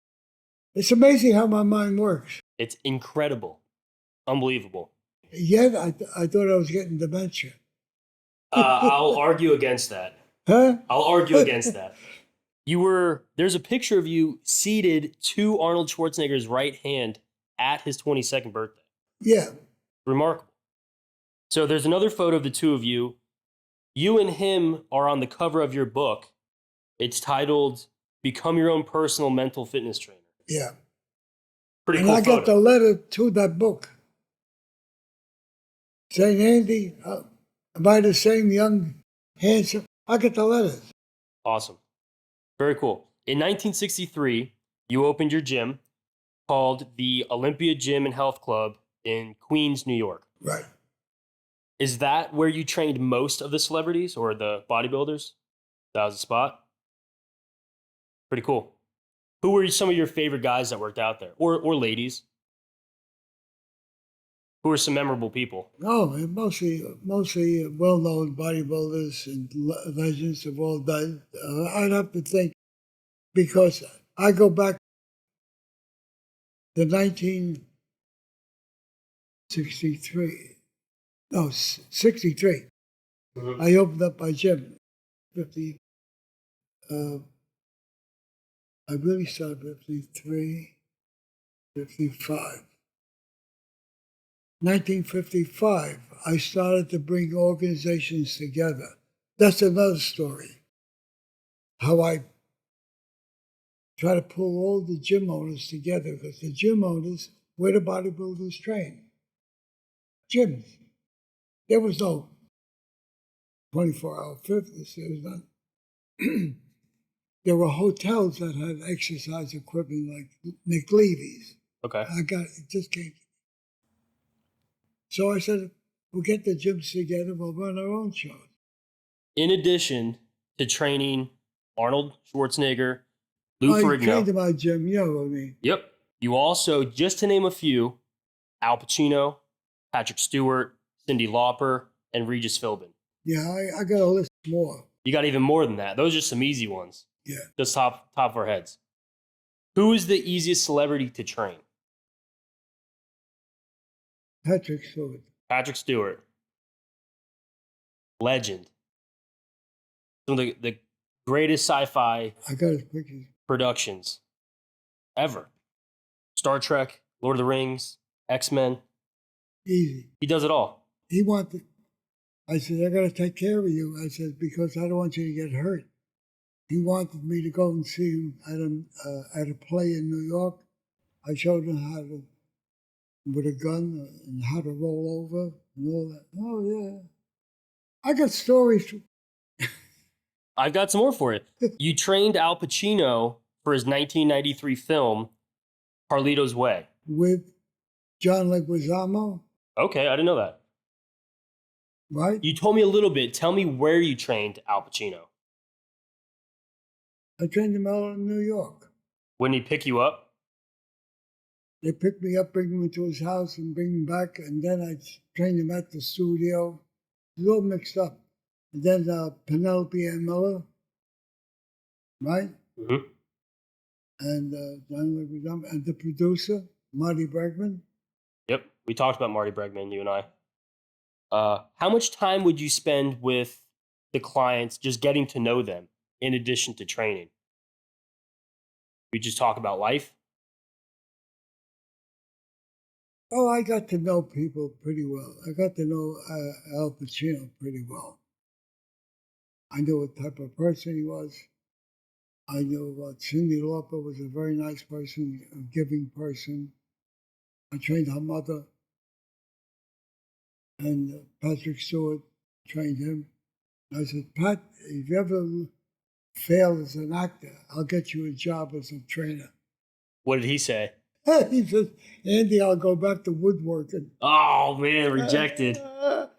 That's awesome. That's incredible. Stories. You know, everything is a story. I'm putting all these stories in one story. Crazy. Speaking of which... How could you do that? You couldn't put this all together. Well, you have a goal. What is your goal? What's your next big one? To show people who they truly are. They should get to know who they truly are. It's so important. It's because you are influenced by people who are articulate, con artists, politicians, everything. And it's hard for you to defend yourself against people who are experts. I'll put it that way. I know we've talked a lot about your life story. You told me you want to make it into a movie. Tell me your plans. I think it'll serve a good purpose, because today I worry about the young people growing up. they are being influenced just the way your parents were. And that's why you have the 60s with the drugs and all that. And they're the ones that have their children. And you see how it's passed on. I want you to see a person like myself, what I went through. I'm a normal guy, normal in every way. But I knew one thing. I knew certain standards I live by. I know I've learned that at the age of 6 when my father left us, who I was. And if I could pass that on to show you how you are and analyze yourself one day by saying, what are your values? What do you stand for? What do you truly represent that defines you as a person? Not what you say you are within you. And how do you prove it? What do you do to prove it? I did. I'm trying to get that all in.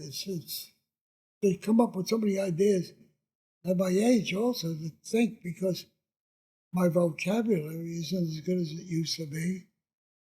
But I'm doing it. I have to think about, Doing an amazing job. If you had a movie made about your life, who do you want to play you? Yeah. I laugh about this. Mark Wahlberg. I met Mark Wahlberg in 93. In 93 at the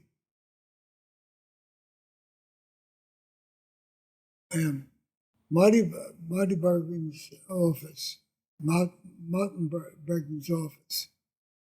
He was sitting at a chair and opposite Marty, and I came in. When I came in, the first thing Marty said, Mark, I want you to meet my trainer, Andy Bostinto, Mr. America. And Mark said, hey, you look in good shape. I said, so do you. I said, as soon as I meet people, I check them out. And we spoke, and I said, I remember that. I remember a lot of the movie stars that came into his office. You know MASH? Mm-hmm. Who's in MASH? Oh, boy. Who's the head? I couldn't recite them all. I know it's decades before my time. I know the show, but I couldn't tell you all the characters. I apologize. His name. He had the office right next to Marty. Really? The producer? Very neat. Well, I think I told you the story. Mark Wahlberg played retired Navy SEAL Marcus Luttrell in Marcus's movie Lone Survivor about his experience in the war. So, to everyone watching, if we could get Mark Wahlberg or Marcus Luttrell's attention to try to get you your movie, it's your choice that Mark Wahlberg would depict you in your movie. You want him to play you. I would like him to play me. You would. So we'll see if Mark Wahlberg or Marcus Luttrell, if they see this. That I met him. You met him in 1993. At a professional meeting. Not just I met him in the street. Yeah, he was Marky Mark at the time. Pretty remarkable. He was a singer. Yeah, Marky Mark. I didn't know that. Pretty awesome. Let's see if we get the movie off the ground.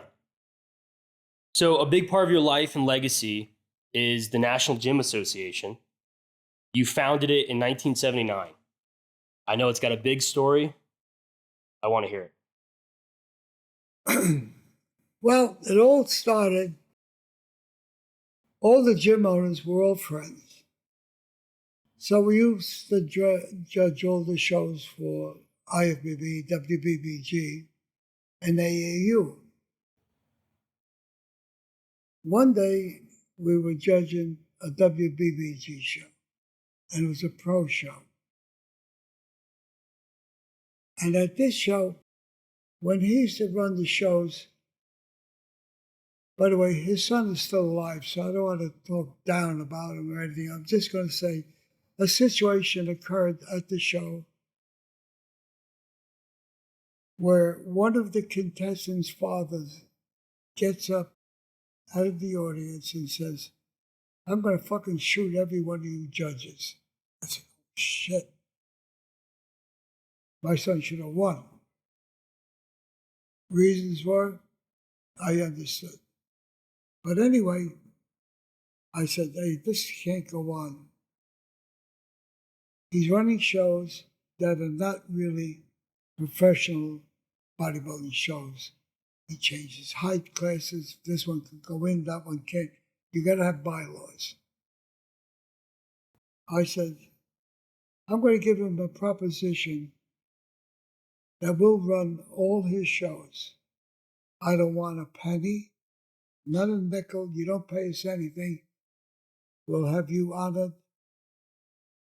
for being the promoter of the show and the equipment company you represent. And we'll do all of it for you. And all we'll do is be the what do you want to call them? We'll put the show together for you. We'll be like the promoters, but not getting paid. Sure. So my buddies are going, Andy, it's not going to work. You know that. So I said, we're going to see. I'm going to bring a lawyer with me. So the way the show used to run, one time we would have a wedding or arm wrestling or whatever. It was not a solid bodybuilding show. And I said, we got to do something. I says, I'm going to give him a call and tell him I'd like to set up a meeting that we would like to run his shows with no money. Whatever you own, your magazine, you own it, we don't want nothing. Just what we do for you now, judging, that's what we'll do for you, set up the show. So they're going to me, it's not going to work. He won't do it. I said, well, how do you find out? You find out when you ask somebody. When they tell you they don't do it, then you don't go to the next step. So I said, in turn, I'm going to bring a lawyer with me, who I knew. So we had the meeting, but he didn't show up. His son showed up, and his son-in-law showed up. And we proceeded with what we had as an alternative of us promoting the show for them, but they have all the titles. We're just going to run the shows for them. So when we got done, we heard their side of it. Then they said, well, we can't do that. There's too much involved. We own a company. We own this. I said, whatever you have to do, I got a lawyer here. He'll exclude us from anything that has anything to do with you making money or whatever. I said, all we want to do is promote the show, and we run it with bylaws. They said, we can't do it. I said, all right. So they left. And the guy said, Andy, I told you. I said, well, they told us, but now, why don't we run our own organization? They don't want to do it? We'll run our own. We'll run and we come up with National Gym Association. And that's how we started. That was in 1979. A huge proponent of the NGA. Well, that was like 78, 79, yeah. Yeah. A huge proponent is drug-free competition. You've always competed drug-free. Tell me why it's so important to you. Well, it's something that you build your body in a normal state without having additives added to you growing. There are certain things you have your own growth factors. You got your own testosterone. When you're young, your testosterone is at its highest. That's why you're so muscular. And as you age, it diminishes. And the only way you get your testosterone back, not back, because when you're on it too long, you can lose your production of testosterone, which a lot of pro bodybuilders did. Now they got to take testosterone because their body cannot produce it. I don't want to go into the aging. At the beginning, I said, on the natural state, it's the way you train and the way you eat. And you develop scientifically how you work each body part, and you learn your anatomy a little bit, so you know where the tricep, the bicep, the brachialis, the lumbars, obliques, you know. I said, well, you learn where the deltoids got 3 heads and the latissimus and rhomboids. I says, you think of them and you start to develop like playing the piano. If you play well, you keep practicing, you play better and better, and you play better than an average person.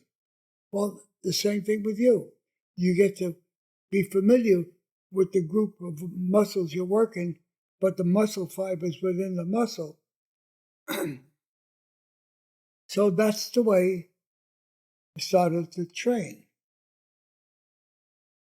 And when they said, well, what are we going to do? I said, we'll promote our own shows under the National Gym Association. So we started. I had about 15 shows right away because all of us ran shows. So in Brooklyn, Staten Island, and the Bronx, and I got all the gym owners, we started to run our own shows. And they became our own promoters. Did you know that Buster Crabbe and Buster Crabbe, Johnny Weissmuller, you ever hear of him? Haven't. Chimpy played Tarzan. Okay. One of the original years Tarzan ago. actors. Yeah. I met him. Very neat. Buster Crabbe, the old movies where they showed televisions in the hull of a mountain, and they got television screens. This was back in the late 30s. Yeah. Well, anyway, I met him also. So we started our own organization. Very neat. And we started in, you got to be at least 1 year drug-free. We started 1 year. And then as things went on, the WBB, OCB, WBBG, and the WBBG turned out to be not Dan Laurie. It'd be a Chinese person who owned the magazine, and he starting to run bodybuilding shows. I'm jumping a little far. Well, anyway, so we started promoting our own shows. Then Che Lo is his name. Che Lo. Before I forget it again. He owned the magazine, and he started to promote bodybuilding. He asked me to come along with him. I said, to be honest with you, I don't want to. I said, don't work. He said, yeah, we'll bring in all these other organizations and all that. Never work. Tell you why. If you have a product that it's indisputable that it's a good product, that's the product that sells. I said, what happens is you're going to make up bylaws, and these bylaws have to affect every promoter who wants to come in it, and they may not agree with it because they have their own ideas, their own ideology, and they have their own prestige in who they are. They don't want to give up to somebody else, who are you, whatever. It's a whole mix-up. I said, we're going to make it equal. The bylaws will represent each and every one of us, and we, each and every one of us, live by it. Let's come up with the bylaws for the athlete, not for the organization, for the athlete. So this way, they can't say, well, it covers you, it doesn't cover us. I said, then we'll come up with drug-free. It's not fair for somebody to take drugs at that time in 55, 60, 57. We're taking Dianabol and all that. It's not fair. Let's do it on a natural state, the way bodybuilding should have been back when I was in. And that's how it started. So when he called me up, I said, no. I said, if you're going to bring other people in, it's not going to work. You meet with them and see what you find. He met with them and he said he didn't get any place with it. I said, the only way I would work with you, I will run the National Gym Association for pro qualifiers for your pro show. I'm not running the pro show. I want to run my amateur show with my own regulations, but you have to have drug-free also. So we come up with it. And as I got stronger, I was running 60 shows. And He wasn't going very far. He says, why don't you run the pro shows too? I said, I don't want to run pro shows. I just want to run amateur. So he says, okay. He says, I'll give you publicity so they know who you are, whatever it worked. But then after I was getting stronger, they were getting intimidated. That's what happens. Mm-hmm. And believe it or not, I was there to help him. I was going to introduce him to other organizations so they don't know who he is, what we're trying to do. To jump a lot of years, I moved to Florida. Mm-hmm. Moved to Florida. They sent me a letter. How's everything going in Florida? And you know that they said, we want you to be in Jersey for our pro unit, for the pro unit, for pro universe. Make sure you get your hotel, make sure you do this, make sure you do that. Read the letter. I said, who the fuck do they think they're talking to? Got on the phone, called the president of the organization. Who the fuck do you think you're talking to? You're telling me what to do? You don't tell me nothing what to do. You got the bullshit. You think I'm making money? Fuck you. And I quit the WWII. I'm sorry, WWII. Oh, well, you're getting older now. I was 72. You're getting older now. I guess you want to retire. That was almost 30 years ago. Yeah, you want to take it easy. Yeah. Who the fuck are you talking to? Well, it's funny you brought that up. Now, do you understand? I do. The NGA continues to sanction bodybuilding shows. What was so special about the May 10th show, 2025? Yeah. Well, the guy, Matt, who runs our show in Florida, says, why don't you do it for my show? Because my show is in November. And I said, well, I'm in pretty good shape now, but I'd have to lose a little weight. But I thought, if I come down to weight that I normally come down to for the America, I would look as good. But you don't. My waist didn't go down like it should have gone down, and I went down to 153 pounds. Oh. Now, right now I was 160. And I says, holy shit, I'm hard as a rock. But the waist does not go down because the internal organs and all that fucking grow. Even this didn't grow, but the internal organs grow. And the obliques got heavier, but my lats was still solid. Oh, shit. I said, well, that changes my mind about training now. I said, well, I'm not going to train to get bigger. I used to train with a 110-pound dumbbell. I used to clean 110 down No more. I'm lucky I do 50s. So I said, I'm going to change my way of training because I don't know how a 100-year-old man trains because I have nobody to look up to, maybe 90. But when you get to 100 and 104 months, you're over the limit to live.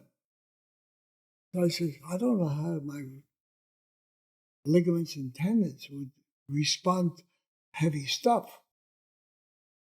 I says, well, you know what I'll do? I'll use moderate weight, but I'll intensify the movement as I'm doing it. If I'm using the 5-pounder, curl, I curl. It's like, I'm not damaging my ligaments and tendons.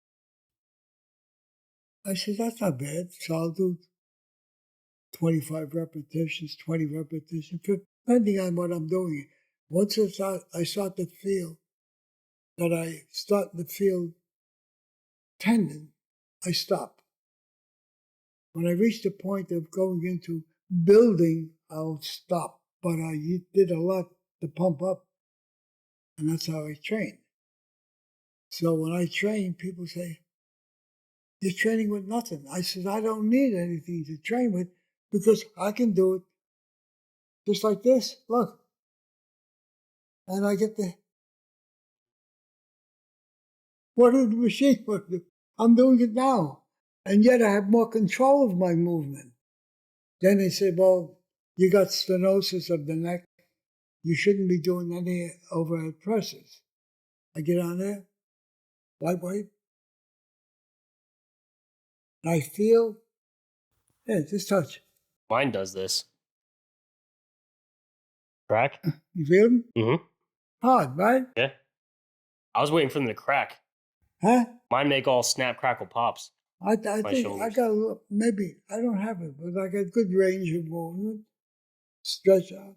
Remarkable. What'd you tell the doctors? They can't believe it. What did you tell them? I said, I'm not abnormal. You're abnormal, I told the doctor. Because if you did what I did, you would look better than you are right now. I said, one doctor, you got kyphosis coming up. How do you know that? I said, I see the humping of the back. You start to. Punching. Yep. I said, well, you tell me what medications to take. I'm telling you physically what I see, your skeletal, your muscular structure, your insertions. How'd he take it? After a while, they look up to me. They should. We all do. That's awesome. The doctor I just went to, he can't get over me. He shouldn't. I asked him how many people he know. Yeah. Whoever talked about coming in, you want a bodybuilder at 100. Yeah. You're one of one. So on. So I did it. And when I took my polygraph, he said, oh, we could put you down for 7 years drug-free. I said, no, for life. I want to be for life. Are you sure? I said, of course I'm sure. So he said, did it. He said, because I'm going to test you. I said, put me down for life. I said, I've never taken drugs. I did that. Then on May 17th, in Boston, when they said I'm getting the Bronze Star and they're going to pin it on me by the general of the 26th Infantry Division. What was that like? Huh? What was that experience like? So, holy shit, 20. Who the hell is around that I would know? Nobody. I said, they're all my young people. But it would be nice to know where I'm from the Yankee Division, and I want to represent the Yankee Division. And it would be a pleasure. I said, now to meet the general, I hope you don't ask me a lot of questions. Well, he got to talk to me over the phone. We become friends. Awesome. He wants to come and visit me. He says, you're so unusual, Andy. I've never seen anybody with a resume like 29 years in the service. So for the listeners, it took 80 years after combat in 1945 in Germany. April 1st, 1945. That's when I'm going to show you. I'll give you the sheet also. Show the camera what we have in front of us. I'll let you present. Oh, Show us.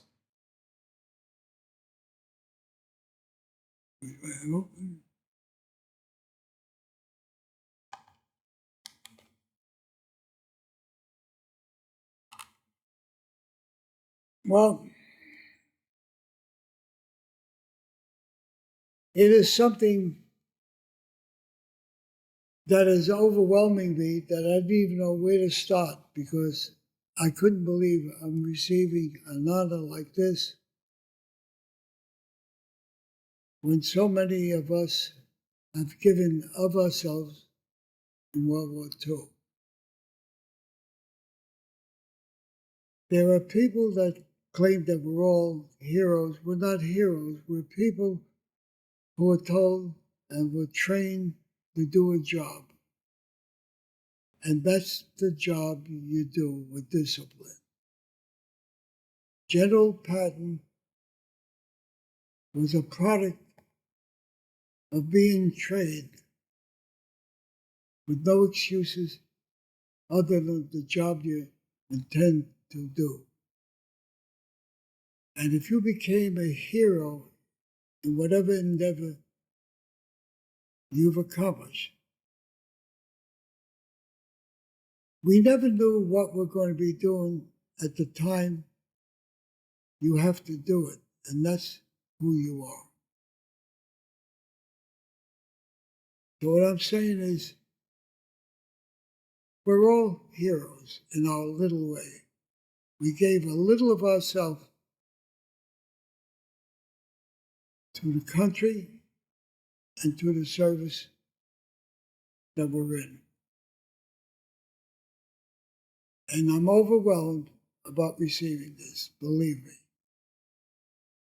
I always said this is more than me winning Mr. America or being in magazines or being well known.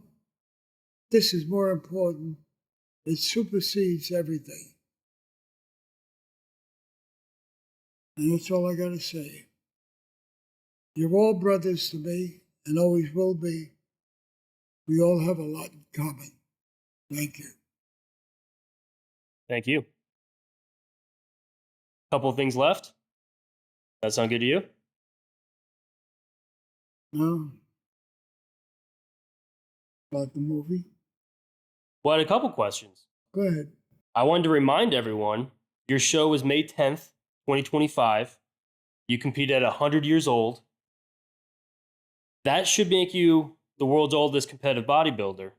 But you haven't just done that. You've been competing since, was it the age of 15? 13. 13. Well, 13 I started. Started training. 15, I got a picture I'll show you. 15. Yeah. And 16. And 17. And then Then, in 1977, you won Senior Mr. America in Madison Square Garden. right. Remarkable. I got in good shape for that show. I believe it. This is me.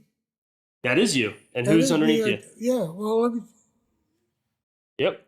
That's you. And who's standing with you? Who's posing?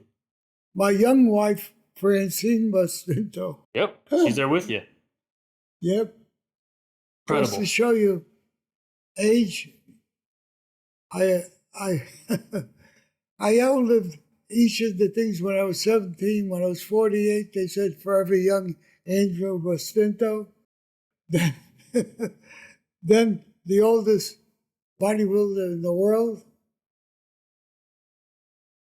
Well, I've proven it, and I'm happy that I can pass this on to other athletes. You pay for whatever title you win if it's not natural. Because all the ones that weren't natural, And the ones all of you are familiar with are all gone. None of them ever reached, I don't think, 80, 50, 60, 70. Nobody's ever reached 90 or 100. No such thing. And I hope I'm a product to show young kids today. When you train with your mind, and when you go in and start your workout, prepare yourself for the first movement to whatever exercise you're going to do. Concentrate on the grip. Concentrate how the movement is going to be done. If it's a clean and press, visualize it, get your grip, and you don't have a cell phone near you. When I see a cell phone, you're not going anyplace. And then you proceed your movement dynamically.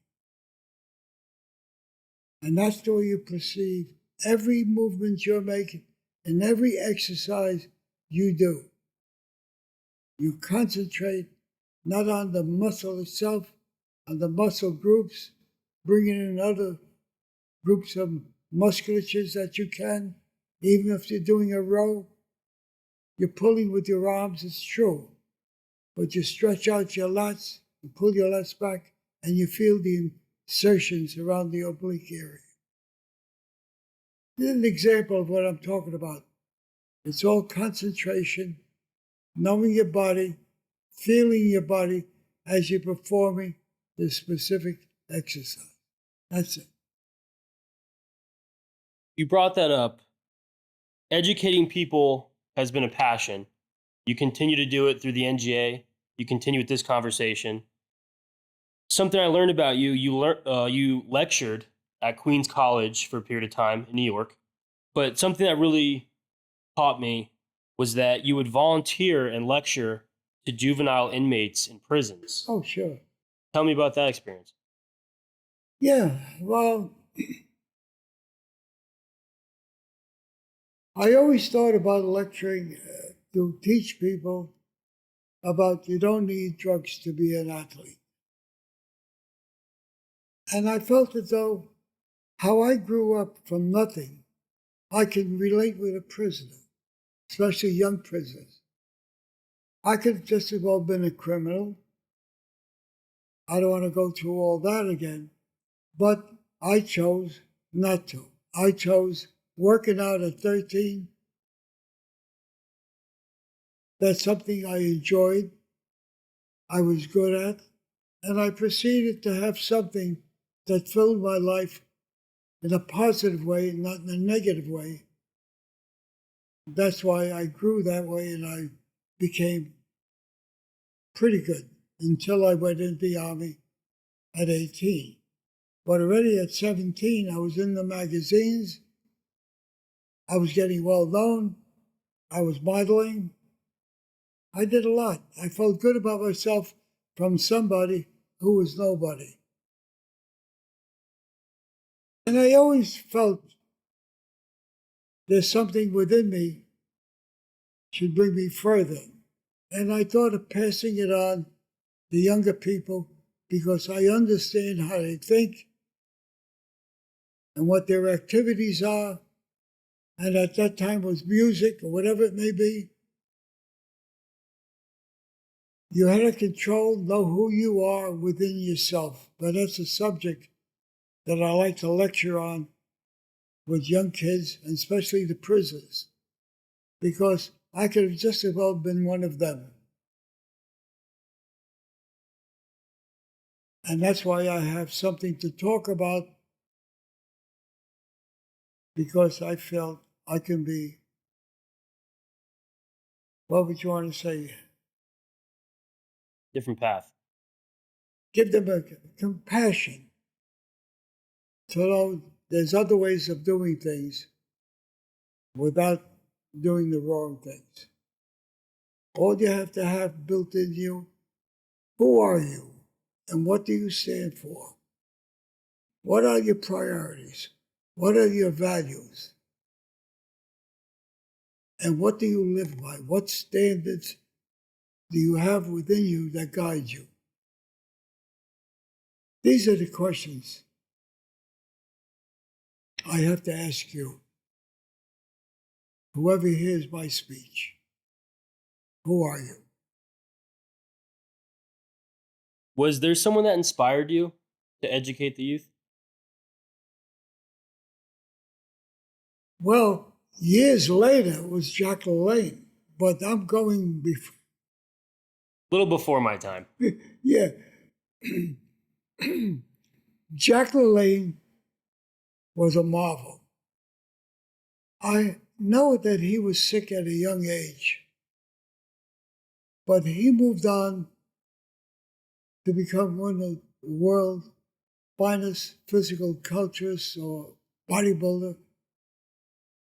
And strongman, he pulled boats across the ocean.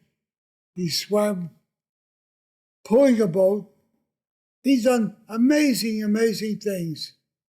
And I got to meet Jack after 80 years. I met him. I was in the magazines with him when I was 17. He was 28. He was 11 years older than me. And as we got older, I got to meet him. When I did my book, Become Your Mental Fitness Trainer, he endorsed it in the back of my book, which was great. And so did many other people. Jack LaLanne was one of the featured one I always admire. And he asked me to run his gyms that he had in New York. I gave up my gym, Olympia Gym and Health Club, and I ran 11 of his clubs of all the Jack LaLannes in New Jersey, New York, Bronx, Manhattan. So you see, it's within me to be in the fitness training world. It never ends. It branches off into doing a certified course from trainers, the 600-page manual with tests, questions, and the book. I'll show you the book also. I got it here. And I'm going to reinstill all the things that I want to do. I'm here with Tom, and he's going to help me because as much as I know, I need help. I need help of those who know a hell of a lot more than I do. That's what I need. And I think I found somebody. So thank you very much. Thank you. I have 2 things left. Every guest receives a gift. I didn't tell you that. So I write all of my notes in field notes. These are handmade in the US. I believe from Chicago, proudly printed and manufactured in the United States. And every guest gets one. And it reminds me of the Write in the Reins and the notebooks you would use in World War II. And I wanted to give you that. Thank you. Of course. Thank you for spending the time with me. Pretty neat. That's for you. And I wanted to thank you. I want to thank Andy and your wife, Francine, for hosting us in your home to share your incredible story. It took me months to meet you. Did I tell you that story? You want to hear it? Good. You competed in your bodybuilding show at 100 years old, and it got traction on the internet. And I saw these different posts. So I tried to find you, and I realized you lived in Florida, just a couple hours from where I lived. But I couldn't find how to contact you. So I contacted the NGA Instagram, but that just wasn't seen. You have a lot of followers. Then I tried calling the NGA. I just didn't get a hold of you. So I found a real estate agent that posted a picture of you from the gym and said that he worked out at the same gym. So I messaged him, and it took almost 5 weeks for him to see the message, and then took him and his kindness to reach out to you, and then your willingness to provide your contact. Oh my God. And that's how, if he didn't do that, I wouldn't have been able to track I was you down. in AI. You could have got me on AI. Oh, well, I reached out through people on Instagram. I got 665,000 views in 2 hours. Wild. The final question I have for you is the final question for every guest. The mantra to this project is never waste a mistake. It's the greatest lesson that my dad taught me. And the reason it resonates so well, he doesn't say never waste your mistake. He says never waste any mistake. It could be one that I've learned from you or myself. So the final question for every interview is, what is one mistake you haven't wasted? Yeah, it's a simple question for me. I'm an easygoing guy as long as you're an easygoing person. I have standards, and if you cross them, you're my worst enemy. I believe that we can all work together. See, goes back to the way I've always thought. When I started the NGA, I started with all the gym owners. All good friends, close. So I said to myself, we'll start the organization. All of us, you'll be president, vice president, chairman, this, that. You'll be in charge of marketing. You'll be in charge of treasury, whatever. 20 of us. I said, we'll all work together. We'll have a meeting, and we'll discuss how we're going to promote the NGA and further it. And I'll do another thing. I'll come up with an ad. We'll all put in $100, and I'll design an ad that will represent every gym. We will design the ad. It will show you all the basic equipments and all that, the basics. And if there's any other equipment other than what's on there, you call this particular number of that particular gym, and he will tell you what else he has. He will give you an interview on it. So every gym will be equal. It'll be equal because you have barbells, dumbbells, all that stuff. So everything is equal. Oh, I don't want to put in $100. I designed the ad. The ad was ready to go. And it looked pretty good. Oh, he's too close to me. I don't like him. And then all of a sudden, friends don't become friends, adversaries. And I said to them, I would want somebody close to me. You know why? It'll give me an incentive to do more than he's doing and to improve what I'm doing. Why? I'm secure. Competition don't bother me. I'll overcome it. So my mistake is I lost a lot of time dealing with people that were not going to go any place, and I would go along with them. And the reason why I ran the NGA, at a meeting we had one time, I said, you know what I'm going to do? I'm going to designate jobs for each one. And I want them to come back with the results. Everyone I spoke to, Andy, I don't get paid. I'm busy or whatever. I started to see, Jesus Christ. Oh, you know better than I do, Andy. You know how to do this. You know how to talk to people. Holy Christ. I said, why do I need these people? Everything I asked them to do, yes, they weren't getting paid. Neither was I getting paid. I said, I'll do it myself. And that's how I took over. And they all went out one at a time. I let them all quit. And I have a way to do this. I said, if you want to get rid of somebody, you know how you get rid of them? Teach me. Promote them to a job that they cannot do. Weeds them out. I did that, training 11 clubs, people who who I fired. And when I fired them, because they thought I was prejudiced, because one was black, one was white, I said, I don't care what color you are. Your job is every month you give me the amount of people you spoke to and gave out guest cards. And how many came back? Because we used to give you $5 for every, it was $5 a long time ago. And then I would find out, I said, holy shit, this guy does nothing. And I told him,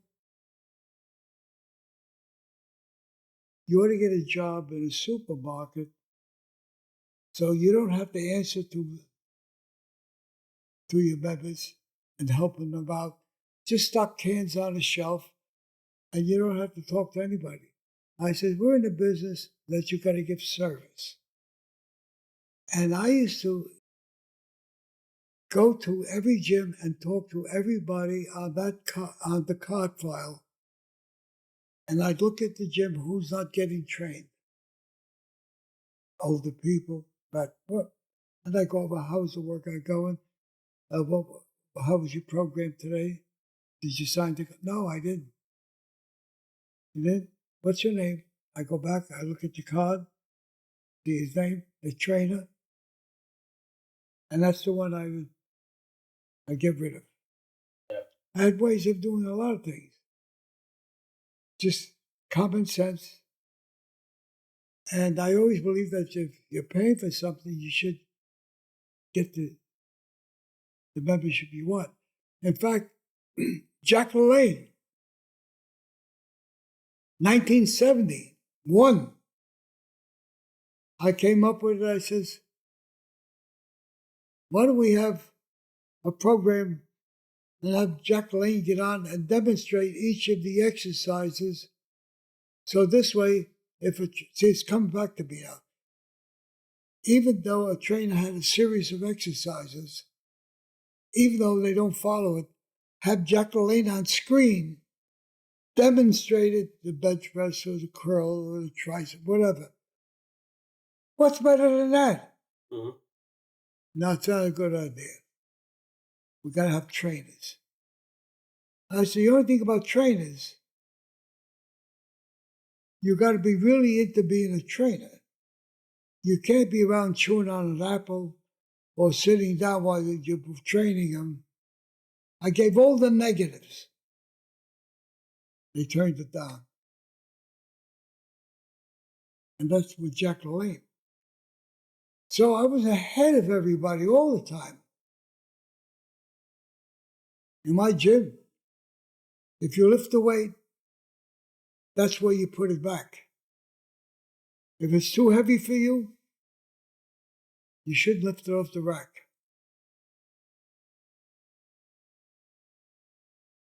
Timeless knowledge. Oh, yeah.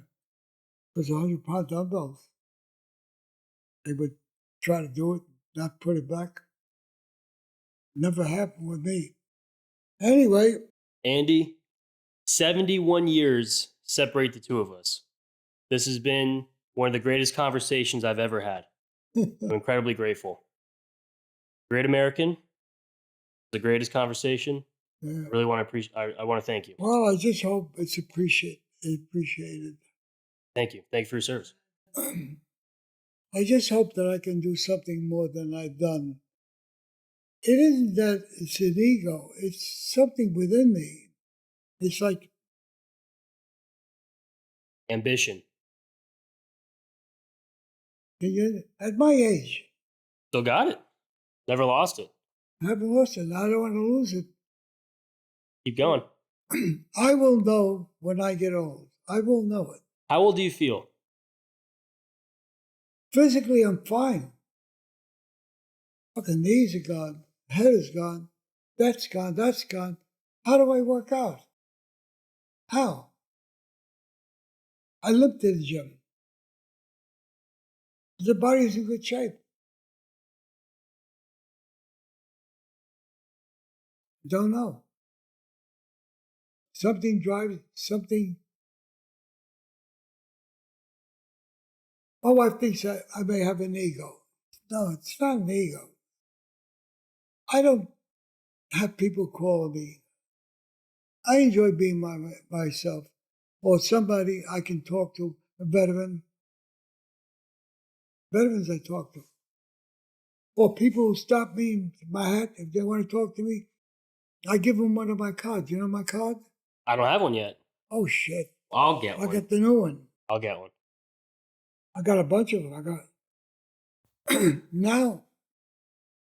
Anybody that talks to me is interested in me. I give them a card. Oh, they want to take a picture. I say, no, take the card. And they come back. They say, I can't believe you. They go, I cannot believe what I'm seeing. And they show it to other people. He can't be 100 years age. Can't be. He's got to be 60, 70. No. One said 69, 70, 71. You crazy? And I laugh at this. You know Yeah. why? I can't believe it. Because I never thought of anything. I never thought of me aging. I always said when I was 25, the way I am today, I'll look like this tomorrow. So people say, oh, did you do this to be younger? Younger? I'm training since I'm 13. I never thought about age. I never thought 65 was old. 87 years you've been training. And 6 months. In 6 months. When you turn 101, I'm going to be at your birthday party. We could do this one again. That'll be round 2. Deal? Yeah.